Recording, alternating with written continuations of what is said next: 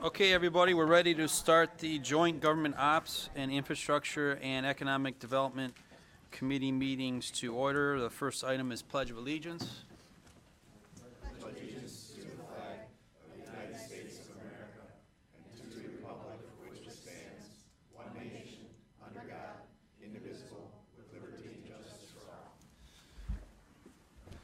Item number 3 is adoption of the agenda. One issue here, we're going to move item 9A, the Plants Moran proposal, to just number 9, right before 9A. We're going to put Plant Moran without objection. We're going to do that. We need a motion for the agenda, moved by Kraft, supported by Drollet. Please vote. Yes, 9M to right before 9A. Okay? Motion passes. We need a motion to approve the minutes. Moved by Brown, supported by Romano. Please vote on the minutes.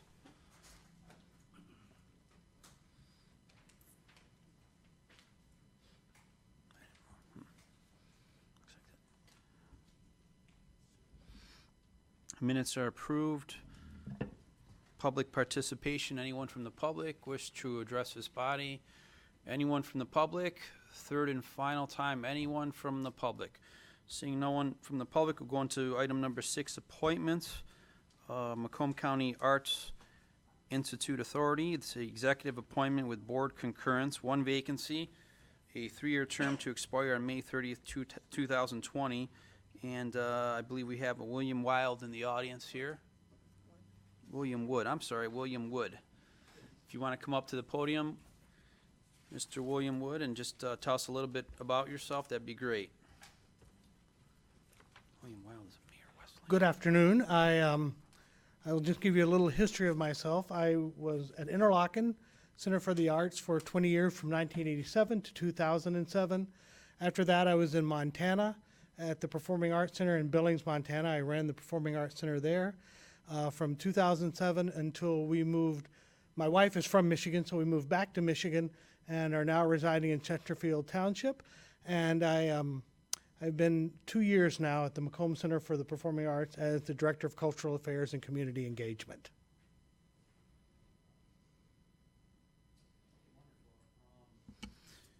And this is not for reappointment, correct?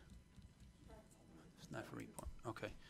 Any questions, commissioners, for William? Any questions or comments? Okay, seeing none, thank you very much for coming here today. We'll make the appointment on our full board meeting Thursday, August the 16th. Thank you. Thanks for coming here today. Item number B is Older Adult Advisory Committee, 1 vacancy for an unexpired term to expire on December 31st, 2019. Betty Bishop, and I'm going to pass this over to Veronica. Yeah, she's not here today, but my original appointee has had other things going on in her life and couldn't fulfill the commitment. So I asked Betty would she be willing to do it, and she came down to the DIA with all of the others that are on the committee and, you know, started getting to know everybody.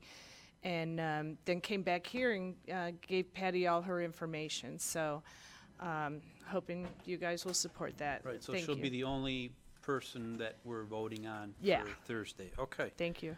Any other questions or comments on this appointment, commissioners? Okay, seeing none, we'll close that portion of the agenda. Go on to item 7, department recommendation. This is a budget amendment for the clerk's office, contract services, temporary workers. Kathy Smith, the acting clerk, is not here today. So if we need to have any questions pertaining to that, we're going to have to wait to the Finance Committee in which she would attend. Other than that, we have Mr. Schmiegel here to answer any questions or comments. Commissioner Carabelli. Mr. Schmiegel, I had asked before that we're making this adjustment, and I understand why the funds are needed. It's to cover, I believe it was for overtime, correct? No, base wage. So they're filling vacant positions with temps, or have been for a few months. So to my information is that they stopped using temporaries last week, so they're done with the temps. Okay. So my question is,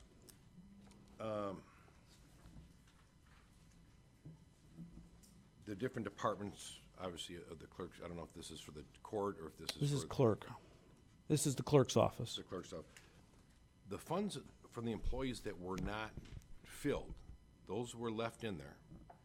And those funds were not spent.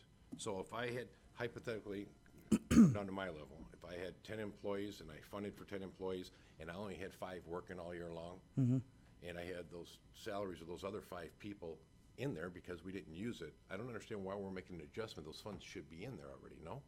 They are in there, but in different categories. So those funds are in the full-time wages line item. These folks were paid through a employment agency, which is being charged against contractual services. That answered my question. Thank you.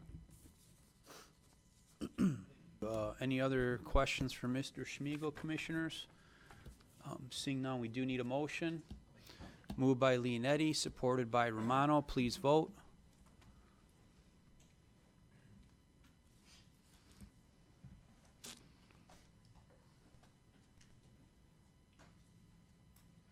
And motion passes 11-0.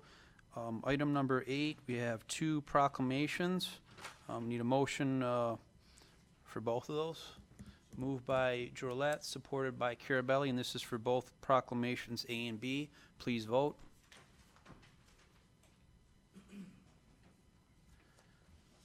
That will conclude the government operations portion of the agenda, and I'll move on to Commissioner Brown for infrastructure PED. Thank you. Need a, item 9A is a budget amendment for the capital fund. Oh, we moved.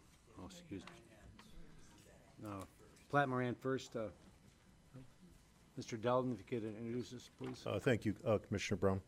Good afternoon, Commissioners. You have before you, in your board packet, a proposal from Plant Moran Cressa to provide project management services for the recently discussed new vehicle maintenance facility over at the Department of Roads, the Clinton Service Facility. As we've talked in recent weeks, our Director of Roads had transferred the $9 million into the next fiscal year, since that's when we anticipate spending that money. A couple of weeks ago, at the last series of meetings, I brought to you a recommendation to engage the services of an architect, DLZ. So we've got that step completed. This is the second step of the process. And assuming this is approved, we are building an RFP right now for construction management services to oversee the construction of this facility, and we hope to have them have you approve that sometime in October. Enclosed in the packet is the first couple of pages is the engagement, the general assumptions that they'll be under, and specifically under Exhibit A talks in greater detail the scope of services that Plant Moran Cressa will be providing. This document has been reviewed by Corporation Counsel and Finance to ensure that the funding, which is coming from the Department of Road Funds, Act $51, is available. So with that, I'll answer any questions. I also have Andy Fountain here from Plant Moran Cressa, and I have the Director, Brian Santo, here if you have any questions for him. Thank you. I'd like to get a motion to approve this, if we can. Moved by Commissioner Sauger, supported by Commissioner Kleinfeld. Any questions on this? Commissioner Leonetti, go ahead. I know it's going to finance.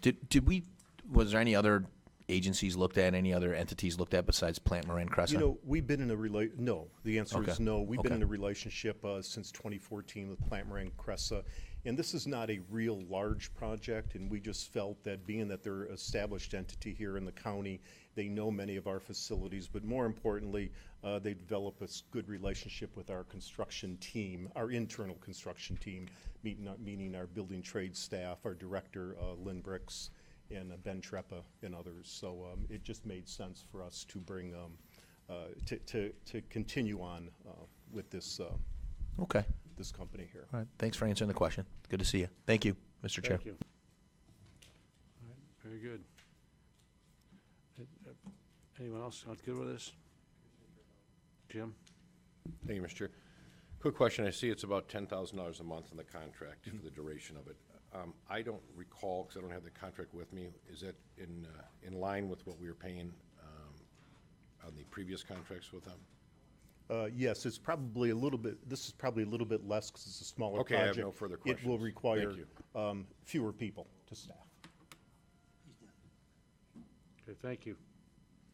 No other speakers, mentioned this been. Oh, sure. Sorry, Mark, I was writing some things down here when Rob Leonetti asked.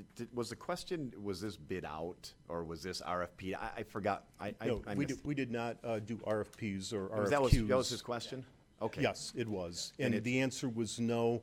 We've been in a relationship with Plant Moran Cressa since 2014, and for continuity, consistency, and relationship purposes, it just made sense to have them oversee this. This is not a large project, and it's at a single site. Right.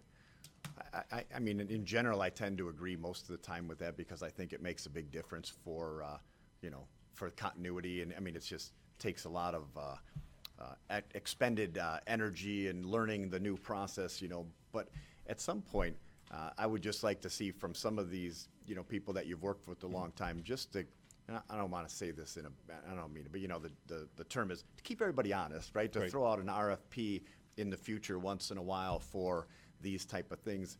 And I think we'll probably find out that the pricing is close enough, even if it's not the lowest, that it's well worth it. But I would say from my perspective that in some, I don't even know if it's every couple years on companies that you like dealing with, but maybe we could come up with something that just. Commissioner, I certainly agree with that philosophy.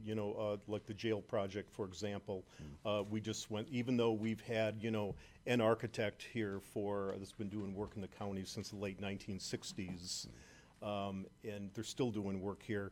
It doesn't hurt every once in a while to do an RFP for architectural services for new projects that are coming on the horizon, like the jail.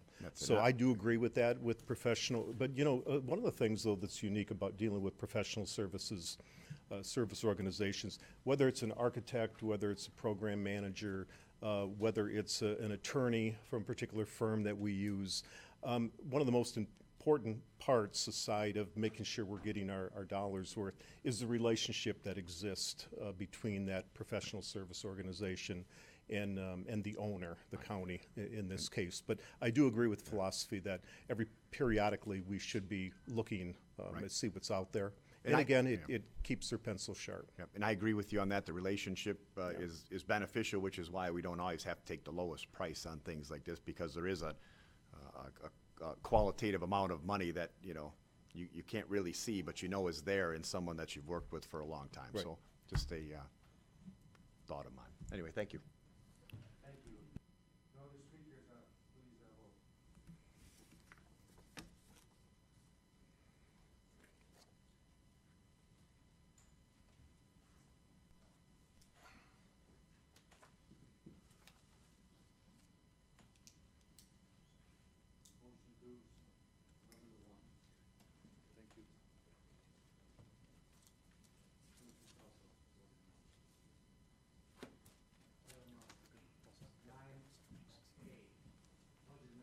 Fund for audio and visual project at the courts.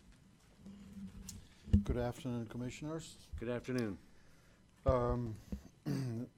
This project is called the Courts Audio Video Project, which started a while ago. And what it is upgrading the different courtrooms throughout the county to use the same hardware and software for video and audio, as well as the maintenance of that. It involves three aspects of that. Firstly, FTR, which is for the record. It's a system that the courts use, our courts here, that they use for recording court proceedings. The second one is video surveillance, so each courtroom has video surveillance in it as well. And then the third one is video arraignment. Video arraignment being what the sheriff's office and other institutions use to connect, to arraign people that way. We've standardized the hardware and software, and this request is for a budget amendment to complete what's left of the project. It's, as you can see in the documentation that I provided mainly for 2 judges, as well as New Baltimore courtroom upgrade, as well as Romeo courtroom upgrade. And the amount that's being asked for is $188,753. Thank you. Was this, no. Commissioner Kleinfeld? Thank you, Chair. I didn't speak to the last agenda item, but it's on the same vein, the same issue. A through H. I didn't see that any of these went out to bid. Every single one was a sole source or an existing relationship. And I absolutely get that. But it seems like if there's that much technology that we're looking at investing in and absolutely nothing's gone out to bid, that tells me that once we create a relationship with an entity 10 years down the road, we're going to have that relationship and we're never going to find out what else is out there. And technology changes dramatically, companies change dramatically, and it's not that particular agenda item, it's just the fact that every agenda item you have, there's not a single one went out to bid. How often do you put things out to bid? All due respect, I think 2 of the items. Are there? that's If on they the are, agenda if they are, today then I apologize, I were missed it. RFQs. The one for Public Works is the one, as well as Well, the there one was for only Public Health. one response, so on that Well, one. we sent the response, we sent the RFQ to 4 different companies. We posted it on the Mitten website, and the only response that we received was that specific response. Right, so we- I we stand did try corrected to- on that one, yeah. yes. We did try to reach as many people as we can, and specifically qualified people, because we asked the vendor seller if they have integrators in this region. And so we did send it out to 4 different vendors. Right, the one, and you're right, I stand corrected, the one out of Public Works, it wasn't a bid as much as it was a request for a proposal. That's But, correct.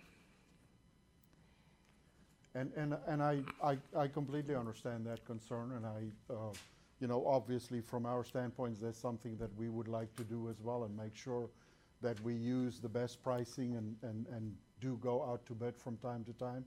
But as you can see also, some of the vendors that we use are actually currently still contractually busy with the downtown renovation project, and we buy off of that pricing as well.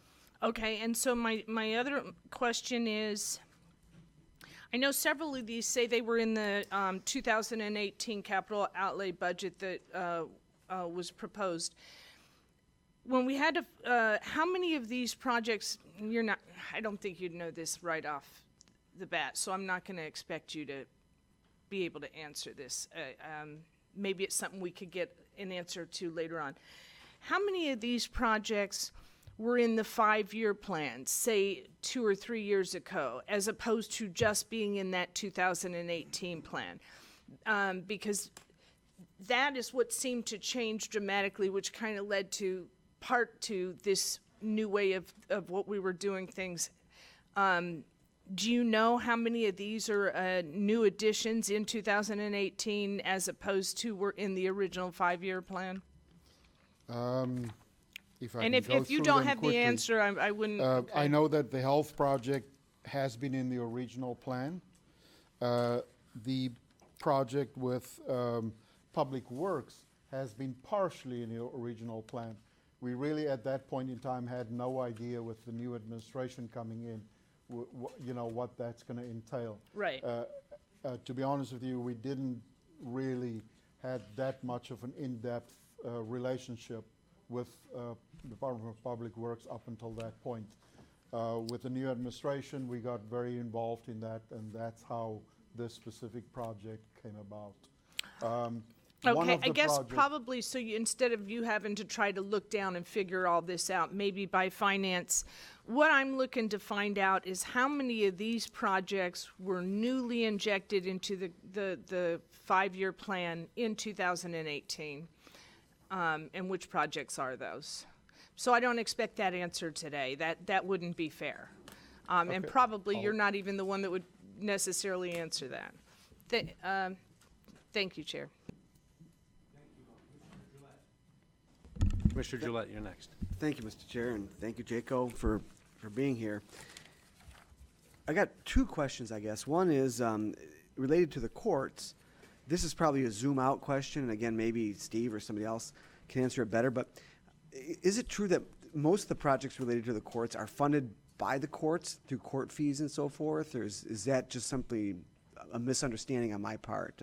Yeah, that is not the case. When it comes to IT projects, I think we fund the largest part of those projects.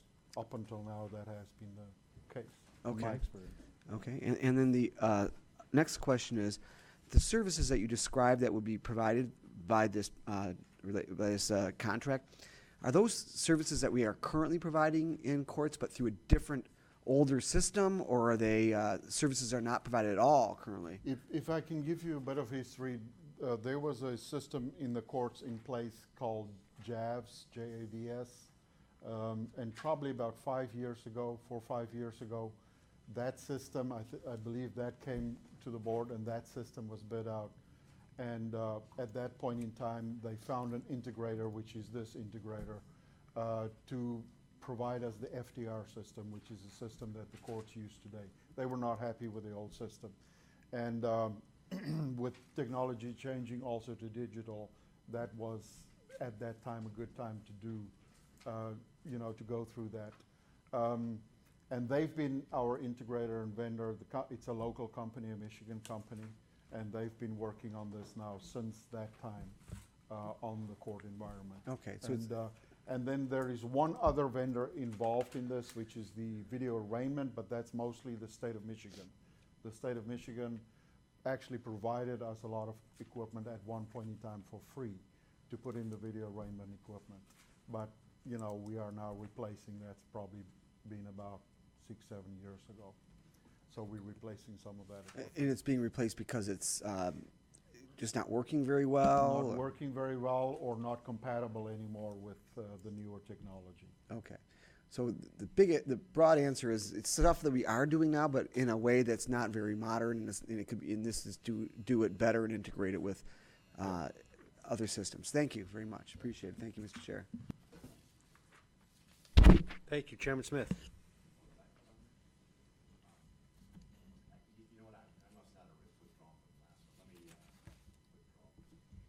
All right. Commissioner Toko. Thank you. Jacob, I'm not sure that I understood the answer. Why wasn't this one bid out? This one? Yes.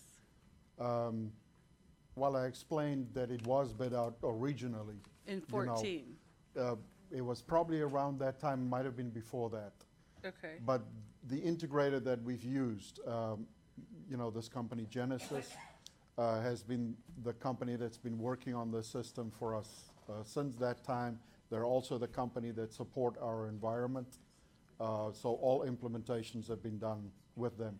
And that goes back to the relationship question as well. It is a good relationship that we have with this company, but it's also a reliable relationship. One of the difficulties we had with the old system and caused us a lot of problems was when there were issues in the courts that we didn't have quick enough responses to get systems up and running. We have staff ourselves in-house that's been trained. The courts have some staff that's been trained, but the vendor many times is needed also when a court room goes down and we cannot figure out what the problem is. So it is a good relationship. They've been very responsive and provided good services to us. So in 14, when this project was launched, how long did that continue? I mean, was that project in progress from 14 to 17? It's really been an ongoing situation because since 14 a lot of new courtrooms were added in Macomb County, or quite a few, and then the upgrades of the old environment took place. So in other words, at that time we already had the FDR system in place, but it was very antiquated, and they started upgrading the systems. So I don't remember this coming back before the board. So in 14, when it was originally approved, were all these upgrades approved along the way? To be honest with you, I'm not 100% sure. Okay. When was the last time that a contract was approved with them, if you know, or that we approved? A contract with them approved, I think it was probably around about 2014, our maintenance contract. Okay. But they've done work since 14? Yes. Okay. All right, thank you. Thank you. Commissioner Carabelli. Sure. Hi, Jaco. Hi, Commissioner. Couple real quick question. This right here is an ongoing, so I see the list of courtrooms that you have on there. So I'm guessing you're gonna come back for the other courtrooms that aren't on here. To be honest with you, Commissioner, this is actually closing out the project. So this will is- close out this the is- updates. Yep, this is closing out the project. Okay. And this number doesn't reflect, and you brought up the maintenance fee. Is this, with these upgrades, is our maintenance fee that you're paying now, is that staying the same? Is it going up? Is it- The maintenance fee will go up as additional or new equipment is being released, but it's really up and down because it replaced some equipment as well. So if there's old equipment in there that's being replaced, many times the maintenance is very similar, for the two things. But as soon as you add new equipment, obviously the maintenance will go up. I do anticipate that the maintenance with this might go up a little bit, but not much, and that should stabilize then over the next few years until we do So you're gonna have to another probably do a upgrade. new maintenance contract with them when this is complete. and Yeah, you'll be when bringing- this is complete, we can do a new maintenance contract. Okay, thank you. Thank you. Commissioner Kraft. Thank you, Mr. Chair. Jaco, I have one question for you. Yeah. I'm looking over the attachments, and the attachment for the Macomb County Jail hearing room gives me the unit price for each item. But when I go to the New Baltimore District Court one or the Romeo District Court one, they don't provide the unit price for those. They just give clusters and then they give a grand total. Is that something that you've seen, the unit price for those, or is that just something that they've omitted and have the grand total there? How does that work? I will have to look at that. I didn't vet the contract myself, so I will have to look at it. Okay, Or the 'cause- quote. Okay, I'm just looking at some of these and I'm thinking, okay, I could pick that up at Best Buy, just Yeah. for curiosity's sake. If you could get those for me before Okay. finance, I'd appreciate it. Thanks, Jaco. Thank you, Mr. Chair. Thank you, Commissioner Kraft. Commissioner Smith, Chairman Smith. Thank you. This time I do have a few things. So first of all, Jaco, I'd like to say that although I don't apologize for the questioning that the commissioners do, I will say that you have probably the most confusing, and I mean just because we don't understand the IT world as well as you do, and you have a lot of big contracts that come through the IT world that it's tough to get your head around out here. I will say that I almost want to treat this like we treated the contracts that came before us last month, where we've seen a bunch of contracts, and you haven't been in charge the whole time, and I don't really care, but I mean, based on maybe ideas on what the policy said and didn't say, that didn't come before us, and jobs that were spent even for this company since 2014, and we haven't seen a contract. That being said, we can't change all that, but with the last time that this happened, you basically brought those contracts before us. And part of me wants to say, I don't know why we're not doing this similarly with these people, to see the contracts, to see the vetting process, to see everything that was done. Let's just say this project, for example, it's been on the line for a while. It's kind of an ongoing project. I don't really see a problem in general with the contractor. And I'm sure that they had all of this business, so to speak, was anticipated, but we still haven't seen anything for a long time. So that's where you're getting a lot of the questions on, when's the last time we've seen a contract from these people, and what are we doing? So I'm going to move this forward today, but I do have to really have some questions maybe with you and with some other commissioners. I have no problem, getting with this company and getting a new contract in place. It really is not a problem for us. We'll do that, no problem. Okay, I think And that's I probably can not. bring it next month to the board. contract like that. Yeah, and I think that's a good idea. That's kind of how we started this whole thing out, trying to start from, scratch again, right? And move Yep. this, forward in the future with contracts on hand and things The that we plan can was look to back at. finish this project, and once the project's finished. Right. Then, come to the board with a contract for, Okay. a like I say, renewed contract. I don't have I mean, I know this has been an ongoing project, so but at the same time, I have to think about the logic here with us doing it one way last month and a different way this month. Because those were ongoing projects also with a lot of those contractors. I understand. Okay, thank you. Well, why wasn't it done this time, Jaco? It was done that way last time, why didn't you do it this time? It, it was different situation. I mean, the ones we did last time was to put all the contractors that we use on and I'm talking about service contracts that we have, to put them under contract with Macomb County. This one is a little different. It's services and hardware and everything. It's like a project, if I can call it that. Okay. And like I said, I don't have a problem doing that again. I'm just saying this is the vendor that we've worked with over the past, 4 or 5 years. Are you going through your whole department and bringing those contracts forward to make sure the people that don't have them are bringing them in, instead of us have to ask them for them every time? We that you are just doing, initially- we are doing that, and I can also tell you that the way that things are set up this year, it's different than other years, and we find that there's areas that we need to monitor things in a different manner, and we've started doing that really the beginning of this year. With the implementation of our strategic plan, we started doing that. But since having discussions with the board, we've implemented quite a few of those things. And, one of them, for instance, is the way that we track our capital plan spending. To make sure that we have a better understanding of how things are being spent per vendor rather than per project. And the board has great confidence in you and what you've done since you've been here. Is this additional task a lot on your plate to manage? Is this becoming is this something that you can't manage enough? I mean, are there too many contractors out there that have been brought in over the years that they're all over the place and it's hard to keep up? We have a big volume without a doubt, but whatever systems we put in place, we're willing to do our part and make sure that things work correctly. Thank you. So, anyone else on this item? Need a motion to approve.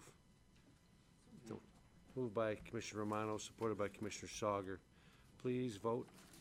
Move it forward to, approve, yes, send it forward properly, come right. Forward this to Finance Committee. Please vote.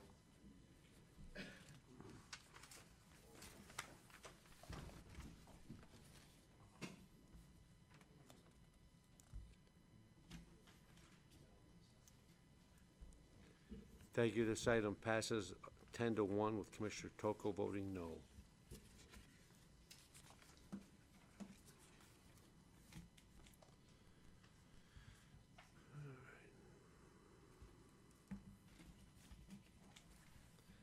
Nine, it's 9B.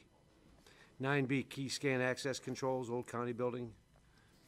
Okay, so we have a capital line item of $100,000 for the 2018 budget on this, and I'm asking for an approval of $93,403 that will allow us to add 10 additional access doors to the Old County Building, as well as 8 doors at the Mount Clemens Health Facility. The cost is $44,571 for the Old County Building and $48,832 for Mount Clemens Public Health. The additional access doors in the Old County Building are to provide employees with employee-only restrooms, separate from litigants for obvious reasons. It is set up like that in the courts today, but it does not exist in the Old County Building. This will mitigate the risk for referees, probation agents, and others. Security has become an issue in the public health area, with members of the general public walking into areas where protected data exists. These doors have also been identified as a risk by the Office of Emergency Management. Card access is the best way to mitigate the risk because it allows for more fluent movement of staff, as well as the fact that all movement is being recorded in case there is a need for determining what happened during a specific incident. Thank you. Need a motion to approve this item? Commissioner Juzay? Commissioner Kraft? Commissioner Romano? Thank you, Chair. Jacob, these, how many doors are we talking about, do you know? There's 18 doors in total, so 10 in the old county building and 8 at Mount Clemens Public Health. So it's 18 total. What would be the difference between putting in a key scan and putting in a combination? At my office, we use a combination that costs us like $27. That's correct. You know, in that case, you can do that. The big thing is when it comes to tracking, you know, card access, who accessed the doors, who left, and things like that. That's, I think, one of the big benefits. The other side of it, we did this in the downtown renovation project. That's how this building was done, our other county buildings, and we would obviously like to follow the same standard that we did at other buildings. So I guess my question would have been the same thing about why we didn't do it with the other buildings, but apparently it's been done already. It just seems like a lot of money that really doesn't have to be spent when something else can be utilized in lieu of it. And you say by tracking, I mean, who's going to be using it other than employees? And they'll have the, that's, okay, that's all I have. Thank you. Thank you, Mr. Chair. Thank you, Jaco. The last item we approved was sort of a continuation of something that was already being phased in. It was just the last phase of it. Are we, was this bid out, or is this a continuation of the same? These, this is currently one of the vendors that's part of the downtown renovation project, and what was bidded out for that, and we buy off that same pricing. Okay. They still under contract. They, you know, still working. So it was bid with a different project, and we're piggybacking on that previous bid, point lower bid. That's correct. That makes some sense. If we did use just a combination lock, I can understand why we wouldn't be able to track who's using the bathroom and who's not using the bathroom, but if it's just employees, what do we hope to gain from keeping track of who goes to the bathroom when? Well, you know, from my perspective, from an IT perspective, what I would say the importance of tracking would be in case of HIPAA violations and things like that. You know, so we can, when something happens or something disappears, that we can at least try and figure out why did it disappear and by who. Wait, a HIPAA violation, like someone steals Yeah, something so from the one bathroom? of the things I said, for instance, in public health area, risk there is that literally the public, for instance, sometimes can walk into an area where there's, you know, confidential information. Right, so the key lock will secure that from happening. It will secure that from happening. But like I said, you know, ultimately, this was a decision that was made, you know, how we're going to secure buildings, and this was done a long time ago. Yeah. And you want to obviously keep the same standards. If we decide to do something different, then so be it. Okay. But that is the standard to this day that we use. Thank you. Thank you, Mr. Chair.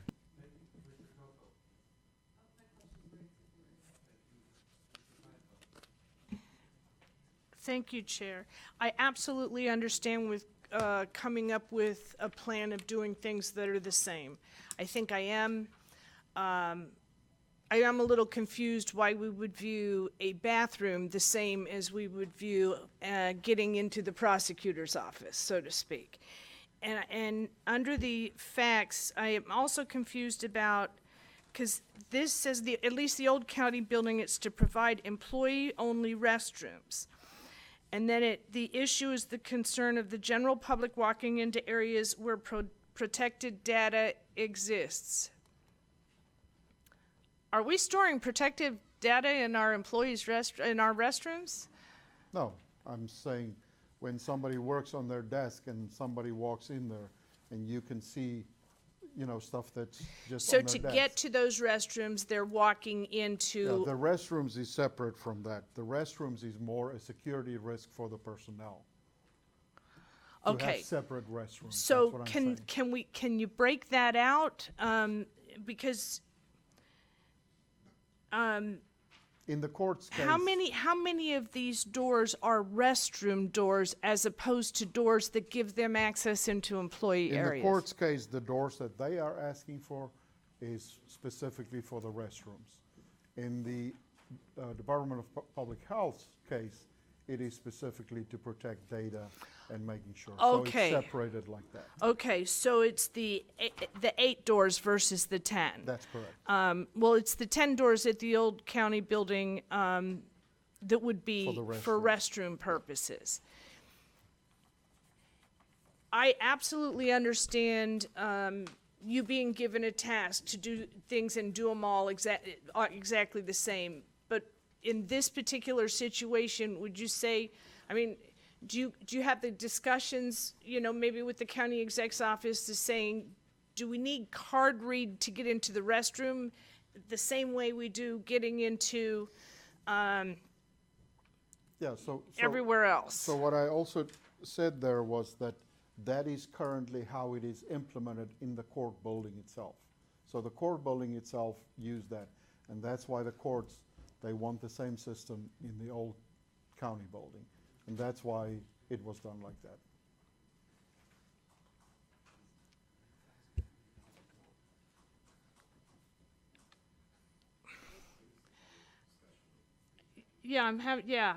Maybe we should on that. But I don't wanna hold up the cards in the area where the employees have a right to be secure. I'm just not sure that explanation, just because that's the way it is over here, we should do it over here. Maybe we shouldn't have done it over here that way for the restrooms. Is just, maybe it's a discussion that we have separate from this. I don't know how you separate them out, but maybe we can do that. Thank you.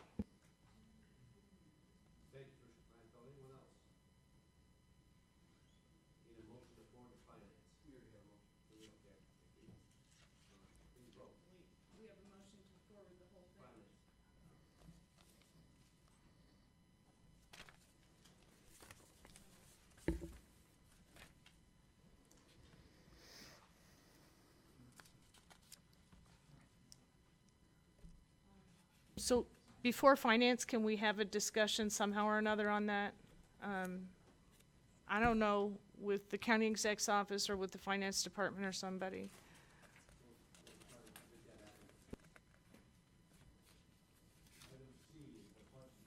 So, Clio fax system project for the health department. So Clio Fax Stream is a project that was initiated in 2015. It was done to replace an aging fax solution at the health department that involved AT&T copper lines. We are now expanding this to the rest of the county and are asking to amend the capital budget for the amount of $73,407. There's two line items in our capital budget that can be used for this purpose. The cost is mainly for a device that will allow us to add the additional channels as stipulated, and then there's some services and so on included in that. I did attach the quote when submitted the environment. What this pretty much do is we have about 150 fax lines still left in the county that's hardwired, that's copper lines. Those need to be replaced with digital. We currently obviously pay per month for those lines. That in itself will be a huge savings to this. And like I said, we've already done this at Health. They had this system in place, but with copper lines, and we moved it to digital. And so this is really just to, again, get rid of more copper lines. All right. Commissioner Gillette. Thank you, Mr. Chair. Thank you, Jaco. I kind of get converting from copper to digital. I'm not sure I understand how, you just mentioned that it would save us money in some capacity. Where does that, how does that savings come into Yeah, being? because we don't pay for those fax lines anymore. Okay. So we pay currently, I think, around about $35 per line per month. How many lines So are we talking about? 150. So, sorry, I didn't make the calculation That's prior okay. to this. 35 times 10 would be 350, so it's like 3,000, it's like $5,000 a month? Yeah, I mean- currently 150 times 10 times 3. That's about $5,000 a month. That's what we pay. Wow. currently. And will we pay per month on these digital lines as well? No. Okay. You pay for the system, Right. you know, upfront, and that's what we're doing now. Right. But once you've paid that, we own, you know, digital phone lines now through AT&T, through our phone system that we have today, our VoIP system, So- and there's no cost to those phone lines. So this cost us 73,000, but essentially we're going to be saving 60,000 the first year. Okay. Exactly. Thank you for that explanation. Appreciate it. Thank you. I need a motion on this to send this to finance. Moved by Commissioner Gillette, supported by Commissioner Leonetti. All those, please vote.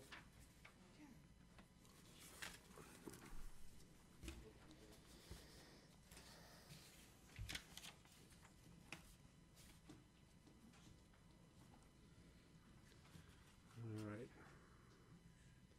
Next is capital fund, Cube Stormwater Engineering Construction Inspection Software for the Public Works Department. Okay, so this is divided in I think more than one budget item, but I'll. Yeah, I'll- the next three items. Yeah. There's the next three items, D, E, and F are all related to Yes, I'll this speak item. to the, you know, the whole project. All right. Macomb County IT has been working with Public Works to procure a new integrator to assist in the assessment, design, and implementation of an expanded Acela solution. They are currently using the Acela software. However, this is to optimize what they have in place today. The Acela Civic Platform is a software program that contains all of the base code to configure programs for permitting, licensing, inspection, complaints, code enforcement, and so forth. It can be customized to fit our exact requirements. Having all the data in a single database will provide powerful reporting and business and analysis capabilities. It provides mobile access capabilities and can incorporate also our GIS systems. A powerful component of the system is the public portal called Acela Citizen Access, which allow many different services, really self-service by the public in general. An RFQ was put out for an integrator for an assessment on the public works system, and was only one bid was received on June 21st, or June 21st. A post-bid review was conducted with Public Works, and it found that the vendor has responded completely to the RFQ. Additionally, reference were called and were favorable. And this request is for a budget amendment to the capital budget for the amount of $226,400. There's a line item in the Acela, or in the budget, the 2018 budget, which is what I referred to earlier, that is not for the amount of 226, but significantly less.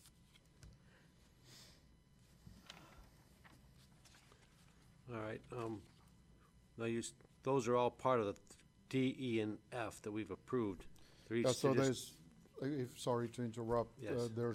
There's two agreements. The one is with Acela, Yes. and the one for Acela is it's for licensing. We currently have licensing, Public Works own licenses with Acela, I think 10 or 11, 10 of them. And we're going to expand those licenses. They changed their licensing model also, and it's now a complete cloud solution. So the licensing model will be significantly different than what it was before. But that's the big part. And then S-Cube, which is the other contract that's included, that contract is with the integrator that's going to do the assessment to start off with, and then give us a scope of work of what it's going to take to complete this. And as you can see in the information that I provided, we have $139,000 to $200, anticipated or estimated for that part of the project. But we will only know that once the assessment has been completed. Okay. Commissioner Carabelli. Thank you, Mr. Chair. This is coming out of the general fund for this system. My question is the licensing and maintenance fee going to continue coming out of the general fund for the system, or is that coming from the, You mean out of the capital fund? our capital? Yeah. Well, So the capital fund. The very first year, yes. The second year, it becomes a maintenance item, and that will then come from the general fund in the second year. Okay. I got a question, and I think Mr. Baker's here. The question is that we charge permits fee for the soil erosion, and would not the cost of that pay for this? Is this not for soil erosion permits? Mr. Baker, you can, if you can't answer the question. Yes, this is not only for soil erosion, but also for construction and other related matters. So the soil erosion dollars do go into the general fund, so the general fund is picking up the cost. Okay. Thanks, Steve. I guess, Steve, let me ask you this. My question is that the income from these permits, will it be covering the cost of this system, or is this going into the general fund above and beyond? Is there enough funds coming in from these permits that will cover the cost of this? Well, typically, we don't, the general fund would just pay for the system upgrade, much like it would in any other department, and the revenue just continues to come into the general fund. So regardless of the permit revenue. Well, I'm just wondering, is it a cost neutral? Is it a cost negative? Is it, I would say it would be cost negative, because we're gonna continue to generate soil erosion revenue, but I don't think it's gonna be increased. This isn't intended to increase that, I don't believe. does that make Sit sense? closer, you won't have to walk so far. Our budget projections are showing an increase in budgeted revenue next year, and which also occurred this year. It's not a direct result of this, but the faster we can process all these plans and reviews and permits and make it easier for people, it not only saves the public, but also saves the employees' time and allows us to conduct more inspections and plan reviews, which in effect then gets us more revenue. But the revenues in itself, the rates and fees aren't necessarily going up because of this purchase. All right, thank you. Thank you, Mr. Chair. Thank you, Commissioner Carabelli. Commissioner, Chairman Smith. Well, Steve or Jaco, I'm not really sure. And I know that Candace is our new Public Works Commissioner, and there's probably a lot of new great ideas coming out of that office. But was this something on the radar before now? I mean, has this been something that we've been looking at in capital project funds before, or no? Well, or from is our this- standpoint, I can, not from a financial perspective, but from an IT perspective, we always knew that Acela was not being used to its optimum. Right. So we would have, even in prior discussions, wanted really the system to be used in its optimum. Right. And discussions between us and the initiatives that came out of the Public Works office, that's, how this came about. So my question is just simply, has this been proposed on one of the 5-year or the last year's capital projects estimates of things that we're going to do, or is this new to that? It was, like I said earlier, there's a $60,000 line item in our capital budget. And that was a line item we put in there at the time that the new administration came in. And we had no idea what's this gonna cost, what it's gonna take for us to do this, and that's. Okay. So we started at that point in time, started Right. to put some money towards it. Okay. But it's obviously significantly more. Okay, thank you. Commissioner Leonetti. Thank you, Mr. Chair. One question for you, Jake Oaks. The 10 existing licenses, we have 10 existing licenses right now, is that Yeah. correct? You indicated, and I'm noticing here, the 17 new ones are going to be the same price as the existing ones, but you did indicate that they have a new structure which is cloud-based. Now, are the 10 existing ones we have at 200 per license, are those going to be converted to cloud-based? That's Okay. correct. Okay. We're going to convert them. And we actually negotiated with Acela while the Public Works as well as Health project went on, because we obviously have more buying power When you're because we're going to bas- buy right. more licenses. Gotcha. So the license cost was $250 originally. That's per month. We brought it down to $200. So eventually they settled, and we can buy all our licenses at $200. Okay. significant And so we'll have a cost total of 37 licenses then. And just so I understand, does that mean that there's going to be 37 terminals out there that are going to have the ability to, I guess I'm a little confused on the licensing, but 37 different terminals will have Excella, like, throughout the county? Well, or? it depends. I'm not that familiar about exactly how the licensing works, but licensing usually allow you to do core functions. Right. The core of why the software was developed. Okay. So those people have to be licensed. Gotcha. And we identified sitting down with them, identified how many licenses will be needed for this. Okay, fair enough. And that's my second, I guess for you, Brian, is the 17 new licenses, I mean, that's what you felt was enough to get by? I mean, it's... Yes, it's let me correct that. So there's 10 existing, and we're adding 17, so it'll be 27. 27 total, right? Yeah, total. So yeah, the 10 were the soil erosion department and inspectors. The 17 and then are all the drain permits, the stormwater, and the construction side. Okay. So those are the minimum we need for all those staff to be able to work together. And the big thing is on plan reviews. Everyone can see the same plans all at the Yeah. same time, and Makes soil sense. erosion can deal with all these other 2 departments. Right now, it's all been on paper, Excel, memos back and forth, and it's just not very efficient. This will increase efficiency then. In other Absolutely. words, people coming in can get a permit quicker. Absolutely. and Not we can only on the public's end because of the portal, but the internal employees' staff can now be able to talk to each other and see exactly what's going on. Not only that, out in the field, they can Right. see pictures, they can see plan review, permits, all that stuff, right on a little iPad. And I know that there was some talk, I mean, it's a different thing, but there's talk about scanning a lot of stuff over there at Public Works. Correct. Will this Excella then be able to access that information It too? has a document management feature to Sweet. it where everything Okay. gets scanned and attached to the permit. Perfect. So it allows us then that future step to digitize the whole. Perfect. Okay. Thank you, gentlemen. Thank you, Mr. Chair. Thank you. Any other speakers on this item? Need a motion to forward to finance. Motion by Commissioner Leonetti, supported by Commissioner Sauger. Please vote in the affirmative or negative.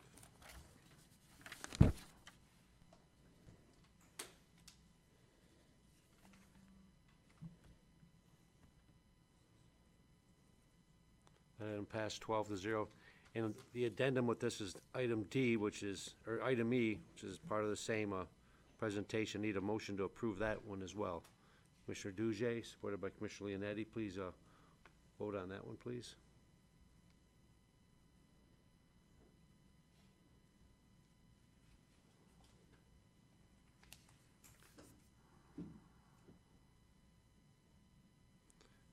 That one also passed 12-0, and item F, which is the same third portion of that discussion.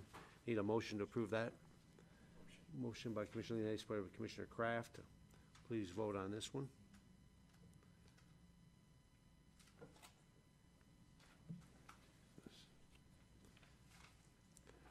Very good. Thank you very much. Thank you, Mr. Baker, for coming down. Appreciate it. Item G, is for information technologies for UPS battery replacement for the Comet Dispatch and Data Center. We replace our UPS through capital equipment line item in the general fund as discussed. Pardon me, Jacob, can you explain what UPS means? Uninterruptible power supply. Okay, all right, thank you. It's pretty much equipment that's being used while the power is out. It can keep our systems up and running, so it gives us time to be able to shut down the system properly, and not have software or any other damage to the systems. How long does that Or take? the generator takes over, so how quickly that happens. Do you know how long that takes? Shut the system down? We have, I mean, to shut the system down probably take us about 15 to 20 minutes. Okay. Just curious. So we Now- replace our UPS equipment through, last month, if you remember, we were here and one of the items on that budget agenda was specifically UPSs, and we approved a $30,000 line item.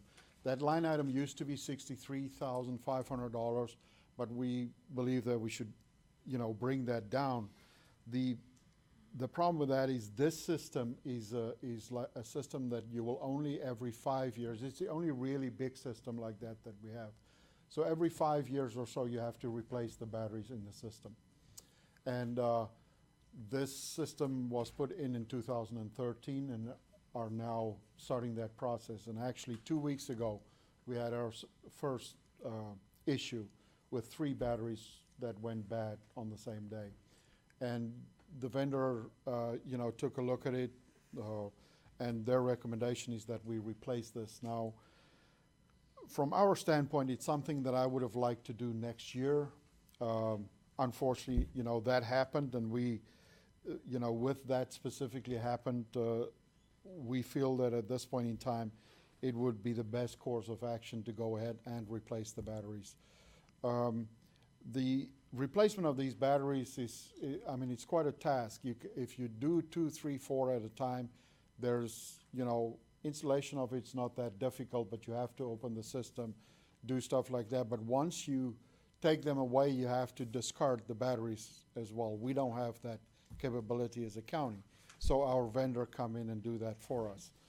So what we're asking for is to replace the batteries, seeing that it is about 5 years since we did this.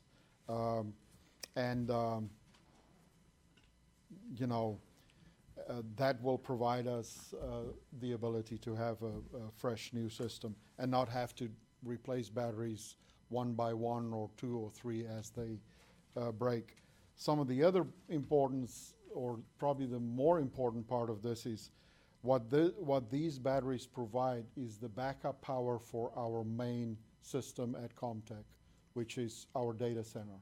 So it provides backup power for that. There's two components to this. The one is $51,000. That's for the Comtech data center, and the other one is $14,213. That one is for dispatch. Dispatch, all their computers are on a separate system as well, and that's the only area where we have in the county where we have a system that's on a full redundant power supply, because when there's a power outage and hit them, we don't want their computers to go out that suddenly and they don't have the ability to communicate. That'll give them at least time to transfer calls or whatever they need to do in situations like this. So that's what this is for. And the other side of this too is to put this with our other budget line item of $30,000 on an annual basis doesn't really help us, because the replacement's only going to be, every 5 years or so. So we can rather spike the budget, and I talked to Mr. Schmiegel about this at that point in time, so that when we have a year like that, we can add the budget or the money at that point in time, just for that year, and then remove it again. All right, thank you. Commissioner Gillette. Thank you, Mr. Chair. I assume we already paid for the 3 batteries that went out recently, right? Yeah, we had No choice, essentially. replace that because it caused issues with not being fully loaded. Right. So are the batteries that we're buying now, are we replacing, does the system require a specific battery from a specific company, or do we bid this out and could have gotten batteries from a number of different companies? This was not something that was bid out. This company, we've used this company for many, many years. Now, I had one of my staff members try to get a quote, for instance, from M&J, and I forgot what the other company was. In both those scenarios, they were able to sell us the batteries, but they cannot install it and remove the batteries. The removal of the batteries is something that Yeah. we need somebody to do that for us. Was that with the one company that you had your employee check with? But is it possible that there are people who are capable of removing the batteries, or is there only that one firm that's the only firm capable of removing a battery? It's the only local company that I'm aware of. So the quote that I told you about, I don't have that quote yet. I will get it probably later today or tomorrow. Okay. So as soon as I have that, I can pass it on. But, so you can see at least what the cost of the actual batteries are. Right. But that's where we are today. But being that we're planning on doing this like every 5 years as a one-time sort of a, bolster the system, it would seem like we could sort of plan on getting a bid every 5 years. I have no problem with that. Okay. Be nice if we could do it this year too. Okay. Like before we approve this I will do it. contract. I have no problem with that. Okay. Thank you. You have no problem doing a bid this year? Yes. Okay, thank you. Commissioner Dujay. Oh, excuse me, Commissioner Leonetti, I'm sorry. That's okay. Thank you, Mr. Chair. Going along the same lines, again, having a business and dealing with some of these same things, of course, I don't have a big operation like the county, but you can lease these things too. I don't know if you looked into that, but if you lease the battery backups, then we don't own them, so it's theirs to take out. When we just need a new one, we just lease a new one. I don't know what the pricing is on leasing. Yeah. So in my whole strategic plan and the way we go about it, mentioned today in a conversation to Mr. Schmiegel, discussing our financing options, and that's one of the things, for us to become more, rather spending our money on a consumption basis rather than, needing capital funds for that. Right. So it's conversation that I obviously will have with them. The one thing that my predecessor did with one of our support contracts was actually a contract that was written To in lease? that format, To lease, over yeah. 5 years. Yeah. And that's running out sometime next year. Okay. So it's not like we haven't done it before. Okay. But we are definitely interested. Okay, You just know, as and I'm sure you looked into that, but it's just an option looking at, because what I'm looking at is it's $592 a battery based on what you're asking for. So, and if you look at the price of some of these things, they're about $350 for a top of the line one. So, that extra $300, or $250, if that's the cost to remove the battery, might be easier just to lease it and it's your battery. When it's done, get it out of here. You know what I mean? So, but I know you're doing well. Thanks. I know it's a tough thing. No problem. Thank you, Mr. Chair. Thank you, Commissioner Leonetti. Commissioner Dujay. Thank you, Mr. Chair. Jaco, with this uninterruptible power supply, did you look into having a standby generator We do for have one. contact? We do have one. But what this is for is the time in between the generator kicking in as well as, so in other words, when power goes out, the generator kicks in. It takes a few seconds. 10 seconds, if yeah, that. whatever. But that will bring down our whole system if there's an interruption. So you have to have that. That was the system that was implemented for the county after 2013 when we had the fire, Right. at the Comtech building. So, So we've got those. yes, we have a generator. Are there monthly tryouts of the batteries to put them under load, or do we just wait and is it basically a time frame to replace it and that's it? Yeah, Or do you because test these things? The we batteries? don't. They provide us pretty much a lifespan and, which is, about 5 years. And like I said, we already had the first 3 go out recently. And it's, I completely understand the concern, but from my standpoint, all I need is one scenario like that where And you're public done. safety go down and all that, and I have to make you aware of that. All right, fair enough. Thank you, Mr. Chair. Thank you. Commissioner Kleinfeld. Thank you, Chair. Steve, was this the recently created equipment line item did that have to do with that conversation we had, I don't even know if you were in that meeting, about how some things were being done that should be considered like a yearly thing and should be in the departments as opposed to in capital? Yeah, I mean, we had that conversation, so again, Jaco, we put in 30,000 in the general fund a month ago. This is something over and above that because of the battery, the failure of the 3 batteries. Well, the reason I'm asking is, I thought that discussion was related to items that really shouldn't be in capital outlay because they're things that we have a yearly cost on.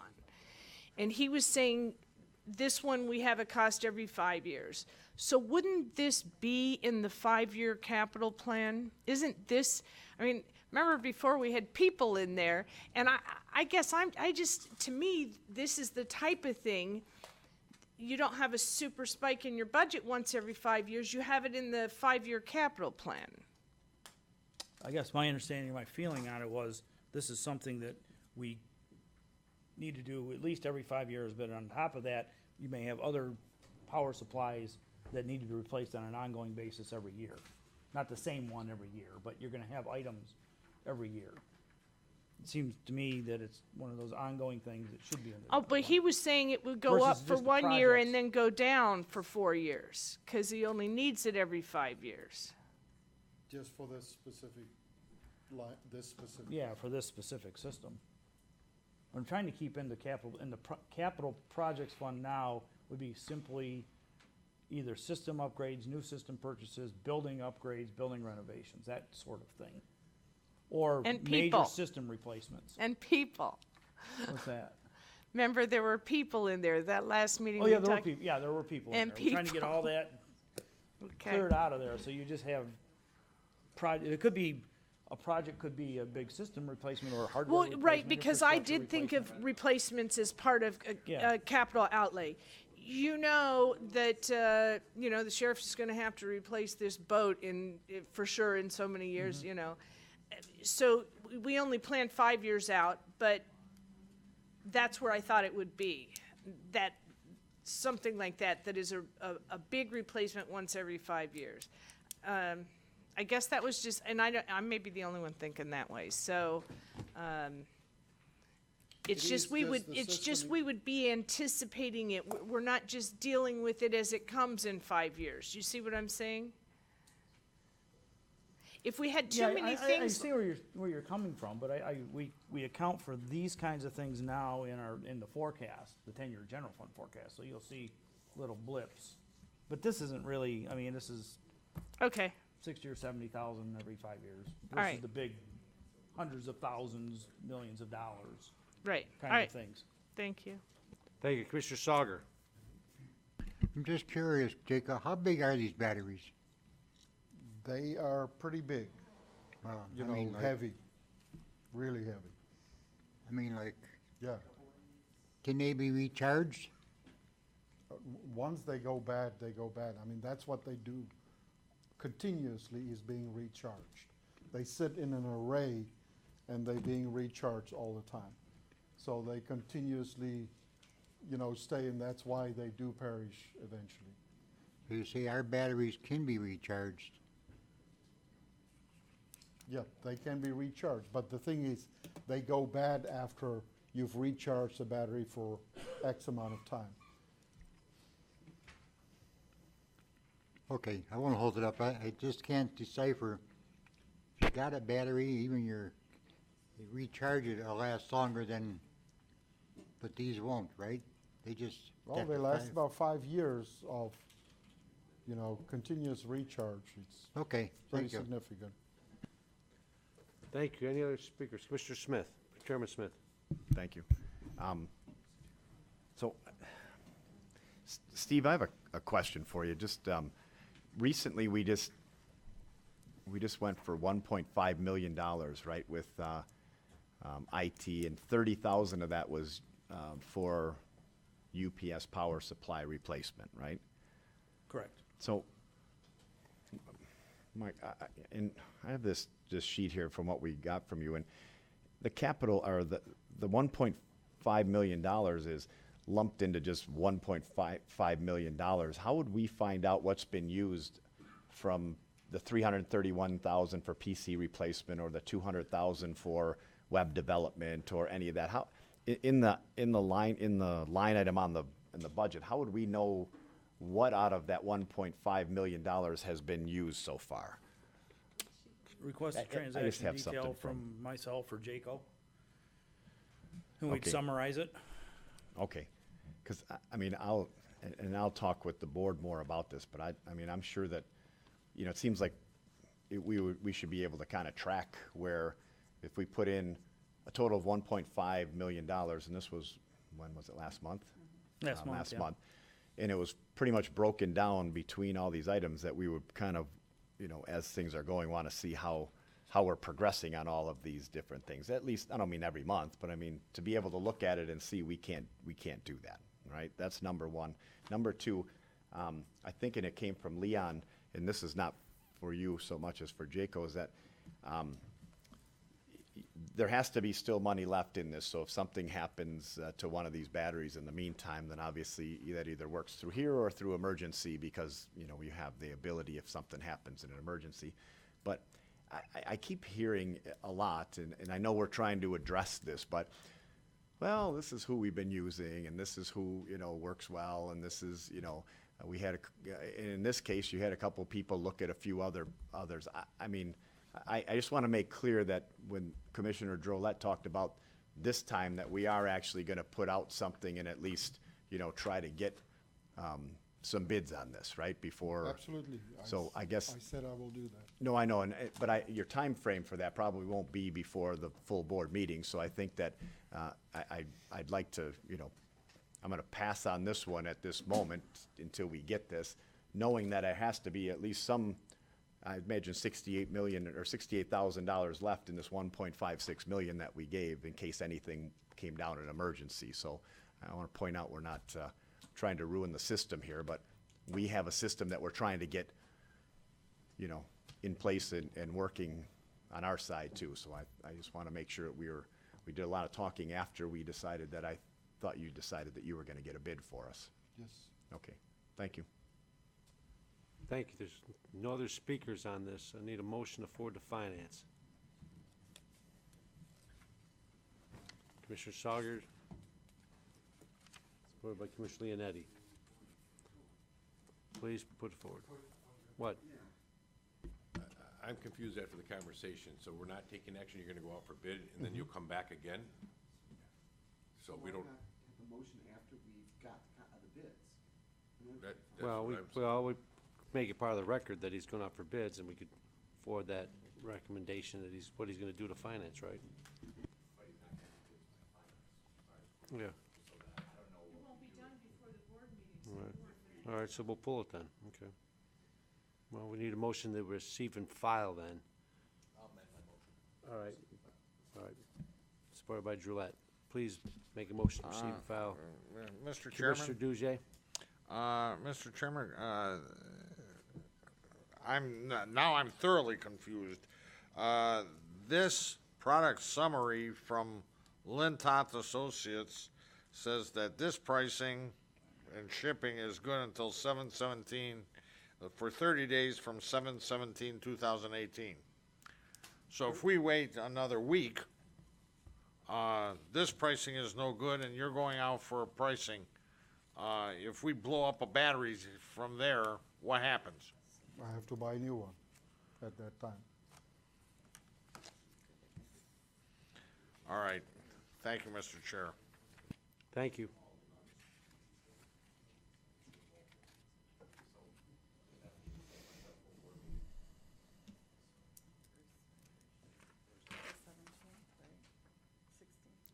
Right? 16th. All right. Motion's been made and supported to file this. Please vote.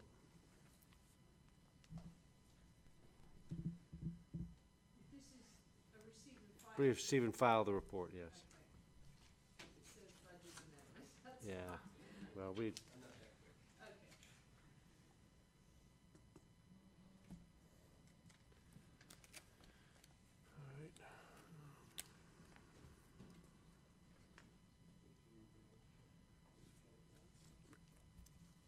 Yes, number 8. Oh, they're voting, yeah, 11-1 with Commissioner Andre Duje voting no. Item H, Capital Fund Amendment, Integrated Environmental Health System, for the,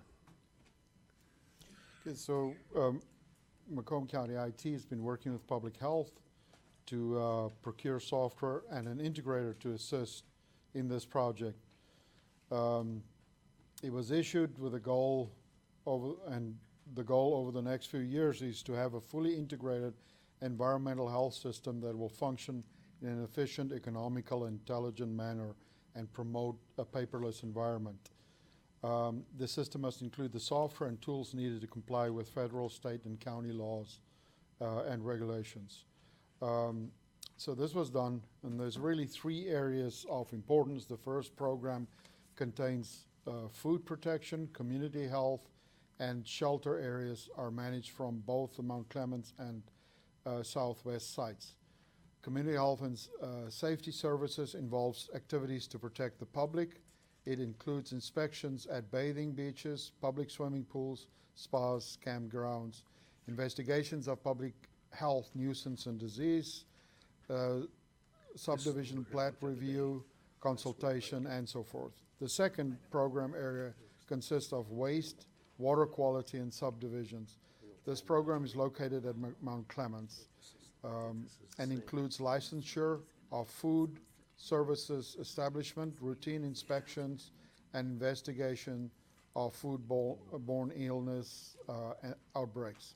The third program are called MRAP, and it provides the following services: Hazardous Material Community Resource Center, Chemical Emergency Response, Hazardous Materials Community Education, an investigation of suspected illness or contamination, and hazardous materials.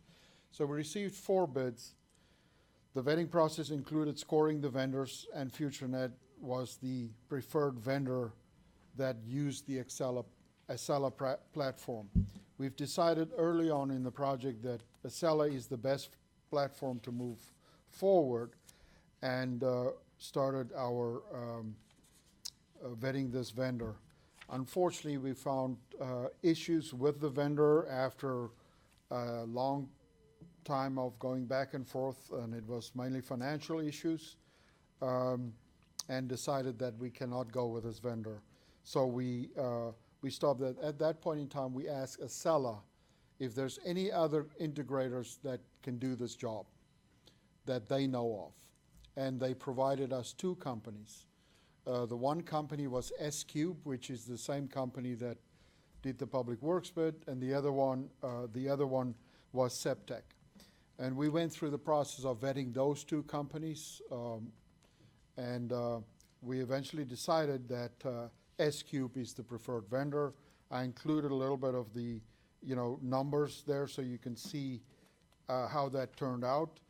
One of the areas of concern is it's a 3-year project, and Septec wanted us to do this project in 2 years, which is just from a resource perspective on Macomb County side, we just don't have the capacity to do it in a shorter time frame.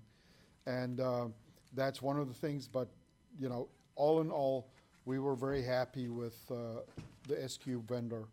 And that's how the RFQ that we put out, how that ended up.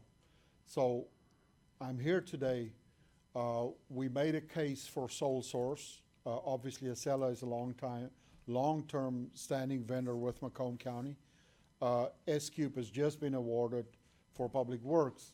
Our feeling is at this point in time, if we go out for a full RFP, we will end up with exactly the same situation, because there is really 2 companies that's most likely going to respond. The other companies that responded to the first RFQ, those companies are not Acela integrators, so they cannot provide Acela as a solution to us. And so that's where we are today. And we would like to move forward with S-Cube as our vendor for this project. Okay. Commissioner Leonetti. Thanks, Mr. Chair. Thanks, Jacobs, for doing the implementer comparison for us to see the difference between S-Cube and Septec. And there is something here. I had a question. FutureNet. What was that on your chart? That was the company that we chose Okay. right off the bat, and really liked their response. But the company had financial issues and Okay. much bigger than that actually. Okay. And It wasn't going to work. Nope, it wasn't going to work. So we worked with Steve Adair from finance. He did a great analysis for us on our finances, and there was just no way. No we way. could continue. Okay. All right. Thanks. Thank you. Thank you, Mr. Chair. Thank you. Need a motion to forward to finance. Motion by Commissioner Leonetti, supported by Commissioner Kraft. Please vote.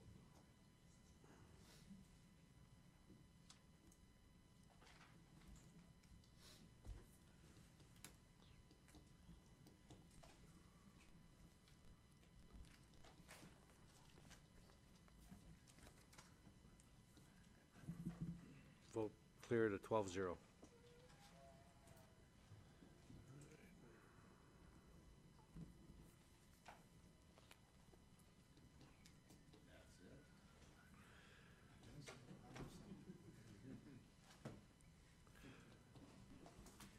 Item number 9I, contract with CA Hall Company for 29 Mile Road North Branch Clinton River Bridge.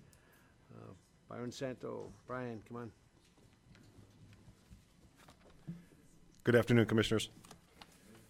Seeking approval on a construction contract, 29 Mile Road over North Branch Clinton River for rehabilitation. The low bid contractor was CA Hull in the amount of $561,995.14. Standard contract that we have. It is a local project. When will that, what's the time frame? It would probably be about a month from now. It's a construction project for this year. Thank you. You're welcome.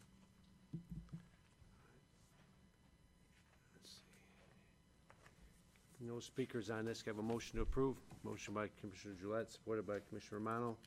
All those in favor, please vote.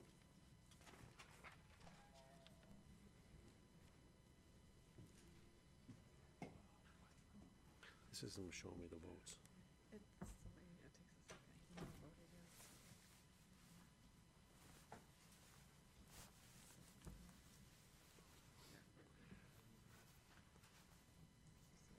All right, 11-0, that passed, okay. Next is item J, Proline Asphalt. Yes, once again, seeking a approval of the contract with Proline Asphalt. They were low bid on the Utica Road project resurfacing and bypass lane construction, Utica Road between Dodge Park and Shaner. Low bid amount was $1,388,435.65. Once again, this is a local agency project with share of this with Sterling Heights. So, All right, Commissioner Myjack. Just a question, so how much is the share for the county and the city then? If it's 50-50. So half of 1.3 million? Yes. Okay, thank you. Thank you. Commissioner Chairman Smith. Thanks. Hi, Brian. I just have a question as to when it says Shaner to Dodge Park, does that include both kind of intersections? I'm trying to remember. I think Shaner and Utica, that whole intersection right there. Where does it start and stop? Do you know? I'd have to look at the point of bidding and point of ending. Mostly, this was a project that was brought forward by City of Sterling Heights request. They had a couple, or actually a few intersections into Utica Road that they wanted a widening because there was an issue with, they felt safety as far as bypass traffic going around turning movement. So that would be at Valiant, Clover Lawn, Panoma, in the future City Rec Center. So we're actually doing widenings, and as well as doing the widenings, we just decided to do the roadway in between also to connect everything. So. Right. I'm just curious as to those two intersections, though, like how much of that intersection it encompasses or if it goes in between. But that's all right. I don't need to know right now. I'll find out. Okay. It's just my own. I can get back to you on that as far as curiosity. each intersection itself, but I think it's in between them. I don't think we're going and doing the full-blown intersections at both. So it'd be in between. Thanks. You're welcome. Commissioner Romano. Thank you, Chair. Brian, do you know when this is going to start, this project? I see it's going to finish up sometime in November. Do you know when they're going to start it? I would assume after we get this on board, we'll have a pre-construction meeting, and we'll get started within probably a month or so, 3 to 4 weeks, so. You know, I'm gonna blow smoke now. If you can do that project as good as you did Shaner, I'm with you on board 100%. Great job. I mean, I've been driving Shaner lately. Those are my streets, so that you understand. I do that every day. So I either say thank you or I swear at you, one of the two. So far, I've been thanking you. We'll do our best. That's all I have, Chair. Thank you. Thank you. Thank you. Need a motion to approve. Moved by Commissioner Romano, supported by Commissioner Sauger. Please vote.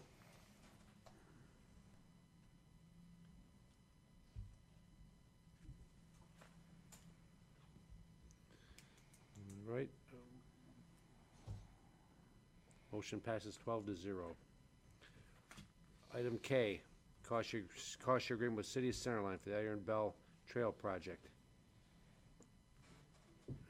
Yes, we have a cost share agreement. We have grant monies that were received through the City of Centerline. We are the pass-through agency, so we have a cost share agreement with the City of Centerline for feasibility of the Iron Bell pathway in their community. So basically, we receive the monies for them and charge them out. So as they spend for this feasibility study, they reimburse us for the cost of the $30,000. Very good. I see no speakers on this. Oh, Commissioner Gillette? Button's not working there. Just curious, what is the Iron Bell Trail? Has nothing to Hey, do with could you smart. turn your mic on too? If someone said the mic's not on. Yeah, I know you guys were probably wondering why JP was just hanging out in the back of the room. So, thank you. No, yeah. Just needed a break from the executive's office. Not Come a lot down here, going on take the a nap. 7th floor, guys. Yeah, kind of a slow day.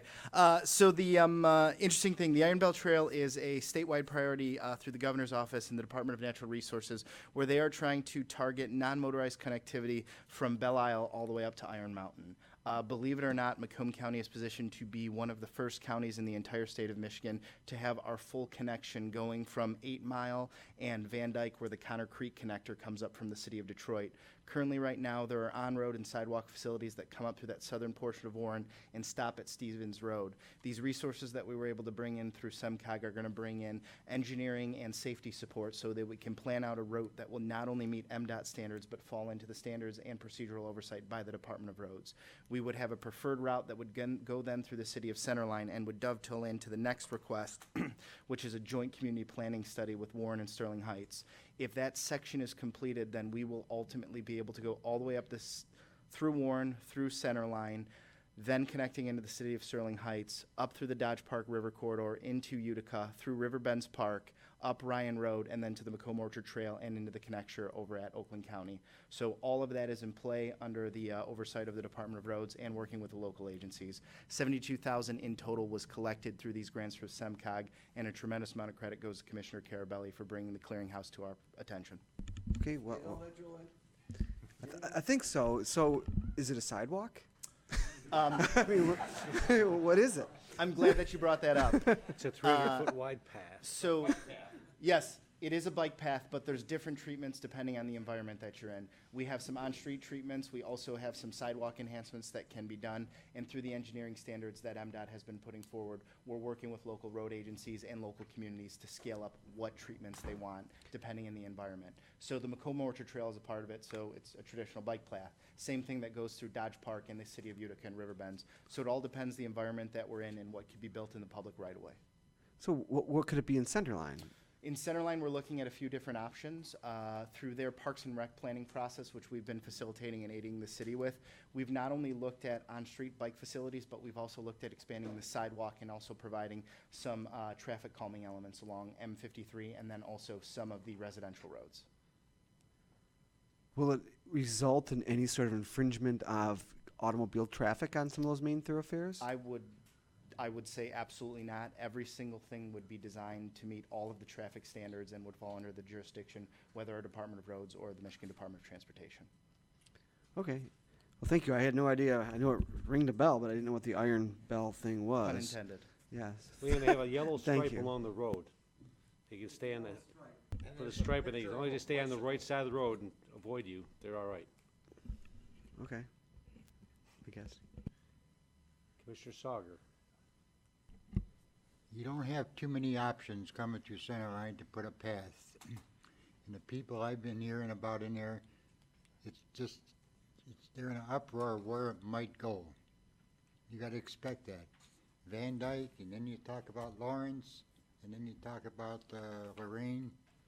I don't know how you're gonna do it unless you're gonna build a bridge over the city. Bypass.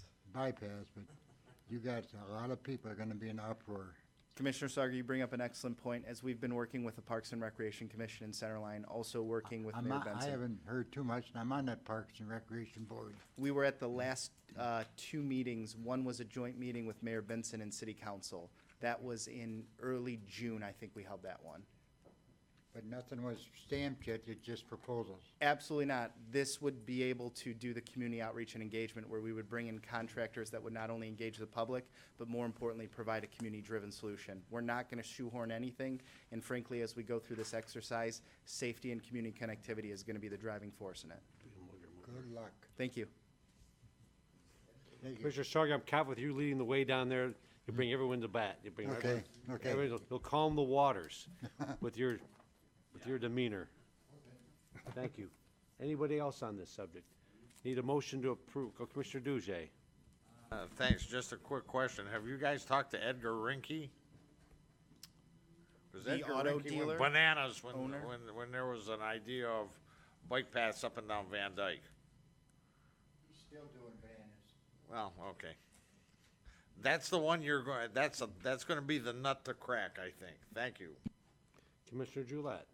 Thank you, Mr. Chair. Just a On quick the second follow-up. round. So if this is going to go from Belle Isle up to Iron Mountain and so forth, when it gets to center line, couldn't people just walk on the sidewalks? Aren't there sidewalks in center line or bike on the sidewalks? Come down, take a ride, and take a look someday. Is there? I mean, sorry, like, Marv, you might know. I mean, how do people get around walking on center line? Take the smart bus down. Let's not go there. Let's not go there. If you can find a seat on it. No, I mean, are you saying the sidewalks are inadequate, Marv? I'm sorry to. No, you're not saying they're inadequate? That's why I said, why don't you take a trip down to South End and see what they're talking about? And then when you come to the meeting, you'll know what. Yeah, I could do that, or I could just ask the guy who's standing here. And so, So, to answer your question, Commissioner, there are a number of safety enhancements that we would want to put in place, not only to ensure that everything falls in line as far as intersection crossings, but as Commissioner Sauger highlighted, when we look at residential road treatments and the whole notion of how we take a sidewalk, which would be traditionally a 4-foot sidewalk, that wouldn't mean the trail standards that the state has kind of put out. So as we're looking at all these different treatments, kind of all roads lead to Rome as far as us developing that preferred route. The other reason that we're trying to do this under a coordinated effort through the county is we have been working with representatives from the DNR to look at a more comprehensive grant proposal that would actually draw down not only DNR trust fund dollars, but also philanthropic dollars that would be coming in through foundations that are investing heavily in these projects too. We have to meet those strict standards, and the benefit of us coordinating it through these grant efforts is we're bringing in $72,000 worth of grants to ensure that we can be a driving force in that to meet all those safety standards and ensure that if existing sidewalk is going to be utilized, does it meet safety and all the geometric standards that we want to put in place. okay. Thank you. Thank you, Mr. Chair.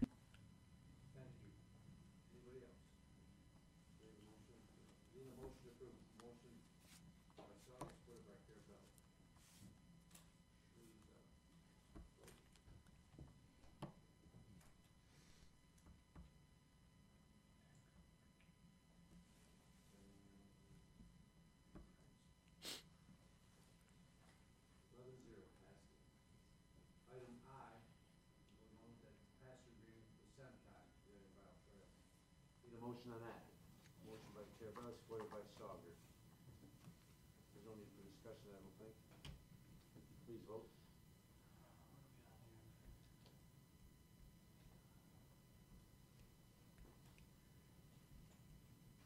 Thank you. Thank you. Appreciate it. Passes 11-0. Thank you both. Thank you, Commissioner. Have a good afternoon. Item 10, we have correspondence A through F. There are some people that wanted to talk about the Voice News article regarding the drinking water monitoring system. Commissioner Kraft, is there something you wanted to say on this subject? Yes, thank you, Mr. Chair. If you'll indulge me for a minute, Commissioner Leonetti and I have been working on this for probably the past year or so, along with SEMCOG and the local communities along the waterways for a real-time water monitoring system, and a local paper in my district picked it up and did a story on it, and it looks like it's going to come to fruition. There was a real-time monitoring system about 10 years ago that was funded through the feds that fell apart. The locals didn't maintain it, didn't do the upkeep, didn't do any maintenance. So now through the state, it looks like $375,000 went to SEMCOG, and they passed it along to the locals so they could all basically have the same basic setup. Commissioner Leonetti and I went up to Marysville on a little field trip a couple months ago, and their supervisor up there is top notch, and they pretty much have all the bells and whistles. They were kind of the shining star, I guess, of the whole system, and what they're doing there is pretty immaculate. What we have now, he says, with delays, there can be anywhere from 15-minute reads to half hour, 45 minutes, where we don't know what's going on, and all that water is going into the system, and he doesn't have time to shut it down, and all that, whatever substances are in there are getting into our drinking water. So this system is real time, it's minute to minute, and he actually had it in his facility, so we got to see it. And it's fascinating. Every minute it tells you if the water's good, water's bad, and there's a bunch of readings and testing being done. So I just wanted to mention that really quick, that this is a yearly thing for the next 5 years, and it should be online by the end of September. Commissioner Leonetti, did you have anything to add to it? No, I think that pretty much covers it. The most important thing this time around was to get the municipalities to understand that if they get it, they're going to get it, but they have to commit to a time to continue to maintain it, because as Commissioner Kraft said, the last time it was up, they just didn't care. They got it for free and they didn't care. So this time, SEMCOG understood, a lot of different people involved understood what happened the last time, and they said, look, if you want it, we'll give it to you for free, but there's a maintenance cost and you have to agree to sign on for it. So, and as you can see from the article, if you read it, it's going to cost about $5,000 a year. You know what I mean? So the maintenance on it is very minimal, per unit. You know what I mean? So it's definitely something to look at. And the St. Clair facility is top notch. We were both very impressed with the gentleman that runs that facility. And if you could clone that guy and have him at the other 13 sites, I don't think we'd ever have anything to worry about. I mean, he was just that dedicated to making sure that the water for his citizens was clean. So pretty neat system. Thank you. Thank you. Commissioner Kleinfeld? I just want to correct something real quick. Item E is not a request for a baiting ban resolution. It's a request to oppose a baiting ban that the state is passing. And the reason they're passing it is because of a disease in the deer population. And this is their attempt to get on top of it before it spreads. Thank you. Commissioner? Thank you. Commissioner. Just to Commissioner Kraft, so this pertains to 14 water plants on the U.S. side, is that right? Correct. Do you know what are these plants dumping exactly at all in your field trip and what you've learned from this? It's not the plants that are dumping. We don't know what's coming down the river, the St. Clair River. A lot of that's over in Canada, and so what these water intake plants are going to have now is a system. It's a weird looking thing. It's about this big, and they stick it out. Because they take water into their plants. That's correct, gotcha. from the river, from Lake St. Clair. Gotcha. And correct. Right. So the idea is that it's like a probe that they stick out there, and it has different spikes coming out of it that measure different things. So the idea is, if it measures any of these things coming down the river, these operators at these intake plants will have time to shut down and not let any of that stuff get in. So it's a pretty neat thing. It's a good way to avoid a crisis like Flint, in a lot of ways. So, and all these gentlemen that run these facilities are pretty sharp. But again, this time here, I think SEMCOG did it right. They got them involved from the ground up to get them interested in it, because sometimes you get a guy who's been there 30 years and he's like, I don't want to learn any new equipment. This time here, they got them from the ground up, and then the big case now is to get the municipalities to sign on board for the maintenance. You would just think in a perfect world, we would prevent, both the U.S. and Canada would prevent anything harmful from going into our rivers, and we haven't reached that point yet. Right. Just to add one more thing Sure. too, is this system interconnects all of them. So if a guy in St. Clair picks up a reading, the next guy in Ira Township or New Baltimore knows to shut down or to look for this that's going to be in the water. And one of the supervisors was saying that, you know, the warning system over in Canada, not as good as what ours is. There was an incident that happened, and my guy in New Baltimore found out about it in the newspaper, not from the warning system from Canada or from our own. So with this upgrade, this is going to be huge for us, and hopefully the Canadian side can emulate it, and we can have that system for both sides in the river and But the lakes. to talk about this further, though, is once you know, I mean, there has to be some type of penalty. If someone's breaking the law and dumping something in the river, shouldn't they be penalized? I mean, that's a whole step further in another discussion, debate. I would hope maybe we would look at that, or you guys are looking into this, have thought of that. So thank you, Mr. Chair. No problem. Thank you. Our friends, the Canadians, are doing everything they can to protect the environment, because they are stewards of the environment just as we are. And they don't want to see their residents poisoned any more than we want ours. So they're working at it too. So thank you very much. That need a motion. We've had a motion to receive and file this. Need a vote. Oh, Commissioner Gillette. This is open discussion for everyone. So Thank you, Mr. Chair. So I don't get the deer baiting thing. Is this that some guy sent us an email asking for a resolution, and we're just saying, we got your email? there's chronic wasting disease in the state. It's a serious issue going on in the state of Michigan right now, and it's very, it's called chronic No, wasting disease. I know it is, but what are we actually, We're just receiving and filing a notice. We're not taking any action. so we're Somebody just sent us receiving a and filing a notice from who? Yeah, so a guy sent us an email and receiving and He's filing asking his us to email. pass a resolution. We haven't passed anything yet. Gotcha, so but we get something from people asking us to do something, do we receive and file all that correspondence, or? Sometimes, yeah. Okay, just curious, it looked like we got an email, and now it's on our agenda to receive and file, that's fine then. Well, you're a really good question. I'm appreciative of that, I didn't know that if it was a correspondence from an official agency, or some dude sent us an email, okay. Well, Yeah, I don't. Okay, I don't got any problem with that receiving and filing, I was Well, just there's curious some about it. but credibility issue. I mean, you know. I do have a question then about the next, or the previous item, which is the application for Ultra Manufacturing USA.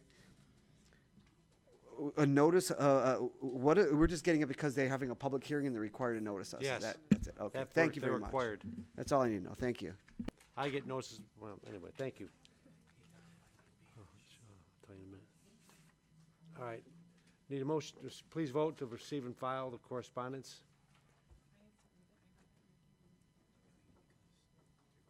Because it could promote the spread of that disease by nose-to-nose contact. Very good, motion passes, 12-0.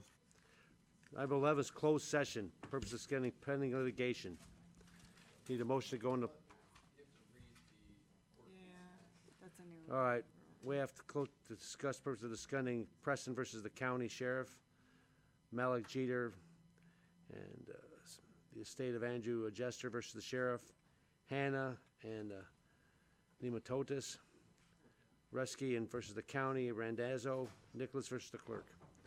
Need a motion to go into executive or closed session. Moved by Commissioner Gillette, supported by Commissioner Carabelli. Please vote to go.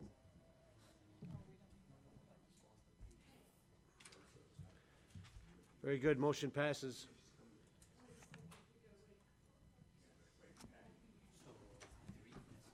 Oh.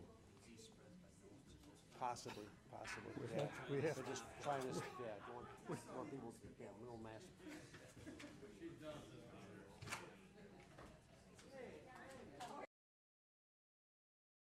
New business. Any new business come before the board? I'll report new business if that's okay, if I may. All right. Commissioner Majak? Yeah, so just to report, we had a few drain board meetings today. Just want to report on a couple things here. So the mid-board, we did finalize the purchase of some property in Sterling Heights, the Hawking Drain, $249,000. That's going back into that drain fund to be used for drains either in that drain fund or in Sterling Heights. We're in the process of selling land to Chesterfield Township for the library at 21 Mile Road in Sugar Bush. We sold that for $100,000. And we also approved, we're retaining Dr. Gary Burley for another opinion on the district. Right now, Hubble Roth and Clark and the Public Works Department are coming out with recommendations for the mid-district, which is very expensive. I can't go through the numbers right now, but looks very expensive.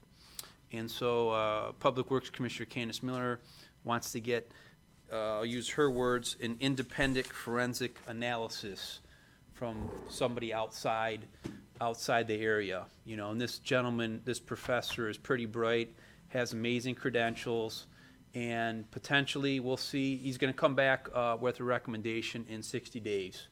So we'll see how that comes out versus the recommendation from Hubble Roth and Clark and Public Works. And let's see, I think that is about it for, St. Clair Shores, maybe Commissioner Leonetti or Veronica might want to talk about that. They're looking to separate the storm water. Go ahead, Veronica, you said on that.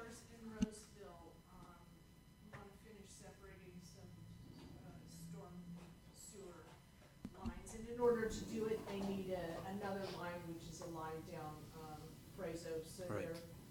they're in talks with the Public Works Office about doing that and how to fund it. Right. And, So right now, a rainstorm, all that rain gets, it all goes together, so that would prevent that. So I don't know why we didn't do that years ago, And you know. if you don't know, most of East Point is combined.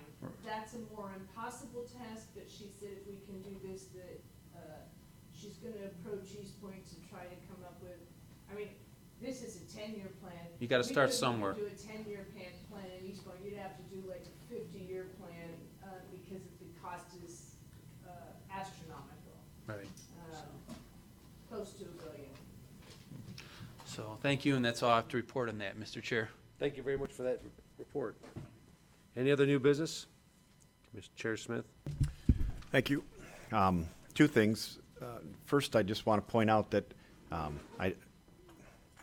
we're getting a lot of these contracts, and it's causing us a lot of angst as we sit here asking for the things that we should be asking for. But a lot of the reason that we're even seeing a lot of the new contracts and things is because of what we did with our budget last year. So, you know, you know, and you should feel that we did the right thing with that capital projects, because now we're kind of seeing a lot of the things that were slipping between the cracks. So I'm just happy to see everybody's asking the good questions and kind of making everybody do what we feel they should be doing and coming to us. And not that they're doing the wrong thing intentionally, but we're starting to see that that the tide's changing a little bit as far as that goes. That being said, Commissioner Carabelli, Commissioner Spaghetti, sorry, and I, right, she spelled his name wrong. He said it was Leonetti, like spaghetti. And the executive's office had a meeting right prior to this meeting, and I just wanted to summarize the things that we discussed. And I'll get this out to everybody too. So we talked about, and Commissioner Carabelli, Commissioner Leonetti, afterwards, if you think of anything that I missed, please jump in. We talked first about the January 29th memo that I sent back to Executive Hackle. All of you got a copy of it before. You got a copy of it recently with Marilyn's transmission to you, and you'll get another one just so you know. But January 29th, I put a memo together based on a meeting that Mark Hackle and I had, and it just kind of detailed the general gentlemanly agreement that we were going to try to follow when we ended up in court we discussed that would be our general working framework for going to court. And we also discussed that, listen, court cases are not always, friendly and happy, but we'll at least go through this and try to work out everything first before we go running to the media. It does not preclude us from going to the media, but it just says we'll try everything first, and we'll notify the other team when, if things get to that point. We all know, and Scott Smith for a long time has mentioned that a lot of these cases actually do get settled in the media, so we do have to watch on both sides on what could happen with that. We are not going to be issuing joint press conferences on any media or on any litigation that we're involved in. I mean, I don't exactly know where that came from, but that's not part of the agreement that at least we were going to bring back to you. And again, it started off with none of these are agreements, right? These are things that we're going to present to the board as things that we would think would be acceptable, and if you guys think they're acceptable, great. If not, you're each individual elected officials. We talked about the agenda management system and the issues with how we think it should be done versus what they think should be done. I'm not sure if we're really getting anywhere with that. You guys can kind of maybe talk to this. We just can never understand. Sometimes there's just not good answers to questions that we ask, like why wouldn't we be able to see everything that people put in for a request? If it doesn't get signed by the executive and risk management and finance and everybody else it needs to be signed by, we just don't act on it. I mean, that's the way it's been working since we've had this. Al Lorenzo has just doesn't sit well with him. I think he's probably the main opponent to the type of, I don't say transparency, but the system. We want everything to come into our system. It's instantly viewed by everybody. That way there's no ifs, ands, or buts about what's going on. That's a fundamental difference that I'm not sure I'm not sure where we're going with that, to be honest with you, and I'll take any help we can get, but they want to take the electeds and their own departments, which their own department is their prerogative, and take all the information, and when people put requests in to come on to the board, do everything with it and give it to us the 7 days prior. Well, what happens a lot of times is that all that information hasn't been submitted, and they don't realize it, and then they submit it to us, and it takes us 5 more days to get all the backup documentation, and that's not the process that we have in place here. I mean, we need, some time to actually look at some of these things, especially these budget amendments. So I would say that this is maybe 2 steps forward and then 2 steps back, depending on who you're talking to in that meeting. So I'll just tell you, I don't think we're any farther ahead with that. Anyone has any suggestions, I'd be happy to listen to them. Let's see. They were concerned, I'm sorry, I'll tell you why. They were concerned about if an elected came around them and came to us and asked for a budget amendment or a couple of, new employees, and we approved it without going through the process. They were throwing out a lot of things that just were almost, it didn't really matter, because even if we approved a budget like that, the executive's office doesn't have to appropriate it, right? I mean, so they still have the final say on everything. My concern was, and I think we're seeing it here in a meeting today and in several other meetings, is that if we don't see everything that's going through, the executive's office then is the ones deciding what we should see and what we shouldn't see. And we're realizing that there are a lot of things that we don't see. And if we don't know what's going through, how do we say to the executive's office, hey, wait a minute, IT put something in, it was the 4th time they put a $10,000 item in, it's over $40,000, it needs to come to us. If they don't catch that and send it to us, we never know about it, right? So we're just asking for things to be on the public transparency. And ours does that. If you submit to the executive's office, no one can see it but them until they open it up to us. So there's a fundamental difference on what we think should happen there, and I'm not sure, like I said, I'm not sure we're getting anywhere. We talked about the lawsuit, plural, right? The first one being the committees, right? And I'll just call it our right to have a committee of the board. And I don't know, and Carabelli and Mr. Leonetti and I all kind of agreed that there's no real middle ground on this. I mean, I don't see, either we say we can't have our own committee and therefore they get to appoint, or they get, or we can have our own committee and we are the ones in charge of it. There's no signing off on a middle ground. No one really sees a middle ground. Either, one side wins or the other side wins. If anyone sees an alternative and a workable middle ground that they think that this board would be fine with, again, I asked last week and I've heard from nobody about, ideas for this. Please come to me. That being said, we all kind of agreed, I think even the executive's office, that might be one of the things that we just let go as it's going and let the court decide, because it's going to be more of a decision for boards down the line on whether they can have a committee or not of their own. So I'd hate to give away the rights of future boards if they decide there's another committee they would like to have. If anyone has an issue with this, I mean, let us know, but I think that the executive's office even kind of agreed that it might be just best to let that one quietly proceed through court, because I don't think there was any big media blow up about that one way or the other.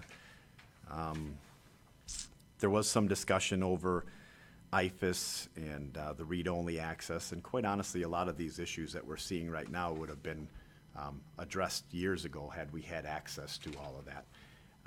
That being said, I think that there seems to be, from, I'll say, 2 of the 3 members that we were meeting with, some possibility or talk of maybe if we adjust the numbers in the contracting and appropriation ordinance to, feel a little better, or to be easier attained or reported, or, I mean, whatever the issues may be with it. If we could work with them on that, then IFAS, would be, an acceptable give and take type of deal. I'm sorry, go ahead. No. Okay. No. So, that being said, I asked, and I've asked already, that executive, Deputy Executive Deldon, tell us what the problem is. I mean, I'm sick of hearing about, $80,000 worth of IBM paper. I mean, that's the problem with this. I mean, we know that our problems have nothing to do with paper products being bought. They have to do with, much bigger issues going on here. But that being said. If I can interrupt you on that, they brought up an example of going to Costco to buy $35,000 and what you go over. That's all right. It's, they're violating the Ordinance. But with that said, it also shines a light that, hey, maybe you shouldn't be buying from Costco. You should find a direct ship and buy $100,000 and save 50% of your dollars by having it here stored. I mean, there's a lot of things that it brings up that'll help them along down the line. I just wanted to point out, they said that that's one of the things, is spending $35,000 at Costco for paper, but at the same token. IBM. IBM. No, he said Costco. Okay, whatever, go ahead.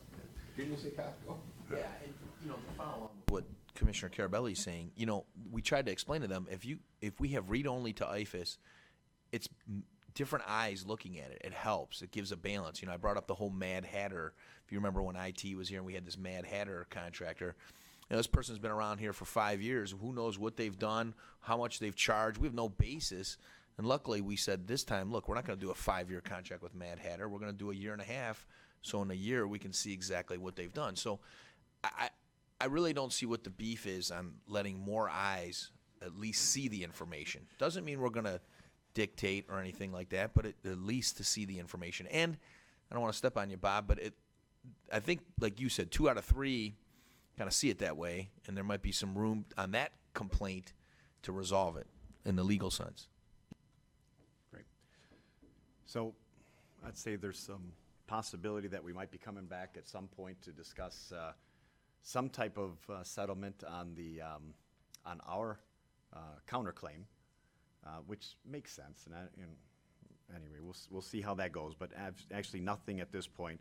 We did say, though, and what I was getting to is, it's up to them to give us that. We shouldn't be creating what would work for them. If they think that there's a problem with ours, then please, alter ours, give us some ideas and give us some reasons why you think that we should change our numbers and change certain policies. So we'll be waiting for that from the executive's office. they said after that we get our budget presentation that Steve would be able to start looking into that. So we'll look for that maybe in the next month. Budget, I'll get to ethics in a second. Budget-wise, I will say that Mark Delden asked me if we could meet next week. So I have Commissioner Kleinfeld, Commissioner Carabelli, and I are going to pick a time early next week to meet with the executive's office so that at least we get to see a presentation, an explanation of the budget prior to, the explanation and presentation of the budget. Okay, I don't have the date yet. So all I'm saying is prior to the budget, we are going to be seeing it, which is a good start. Ethics, there's talk on the ethics ordinance. We were waiting for some kind of input from the executive's office because they made it seem like they really wanted to put a lot of input in it, and the input we got was the state has an ethics policy, maybe we should look at that.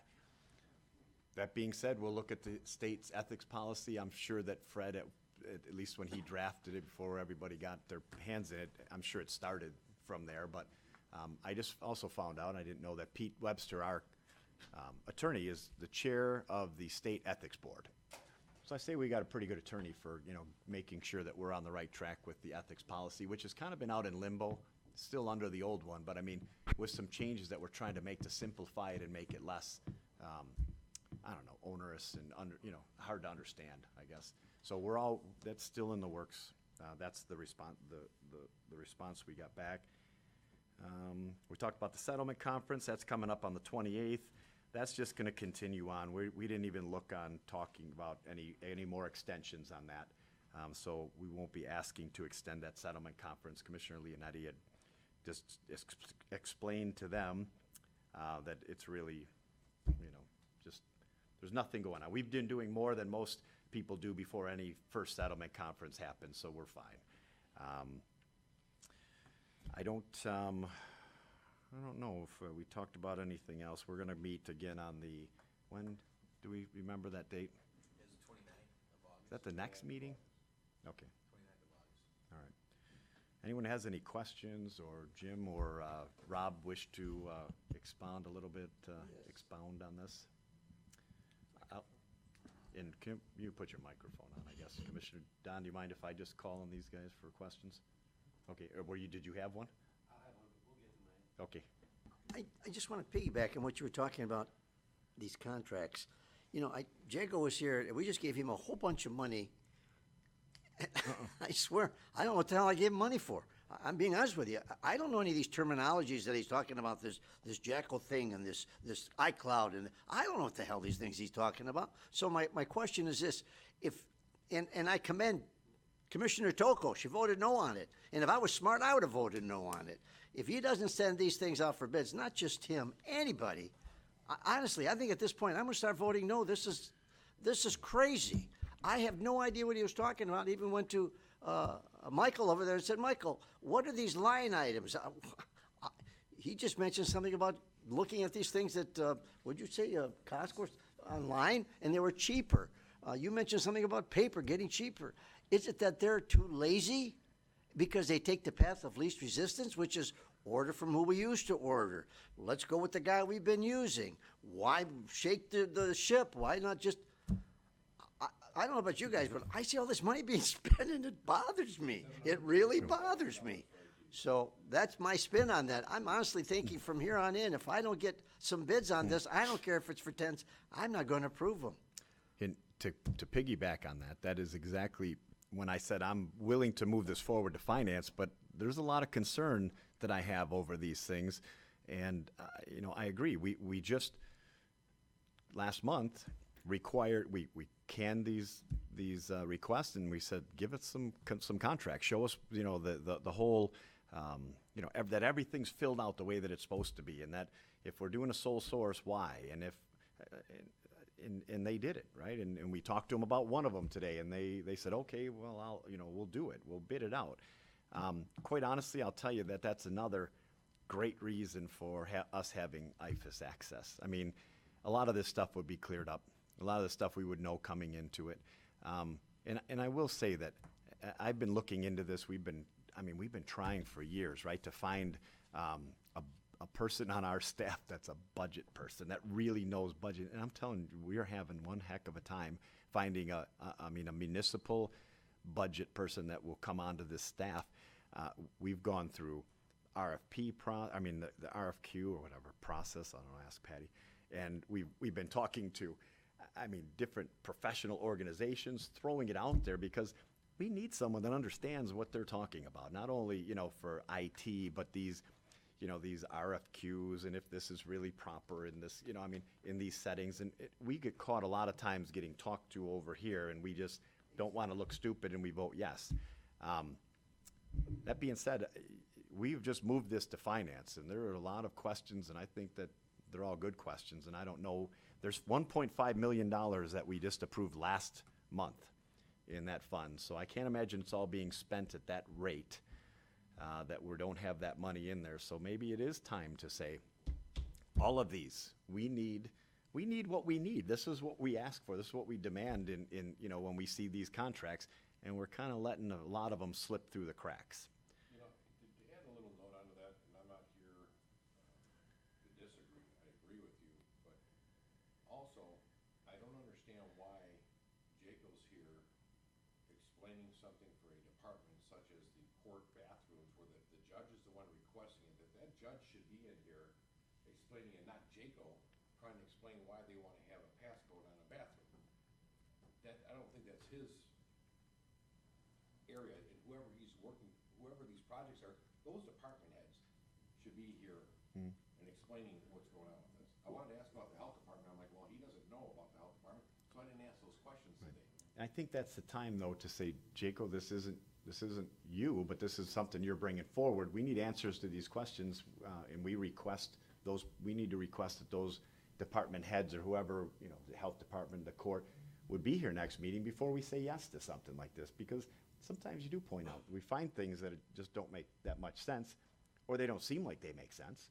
And then when it's explained properly, they make sense, right? But until it's done that way, we don't know, if what's going on. So I got a question. Hold on. Real quick, I'm sorry. It goes with the keypad thing. Joe brought up the keypad thing. Look, this is $27 a keypad. Who decides that we go with the security scan cards as opposed to a keypad? Rob, I think that was, to be honest, part of the whole capital plan. Okay. A lot of this started years ago with the capital plan and going into the slides and getting, so everybody knew who was coming in and out of doors and things like that. Now, does that mean that it should go right down to bathrooms?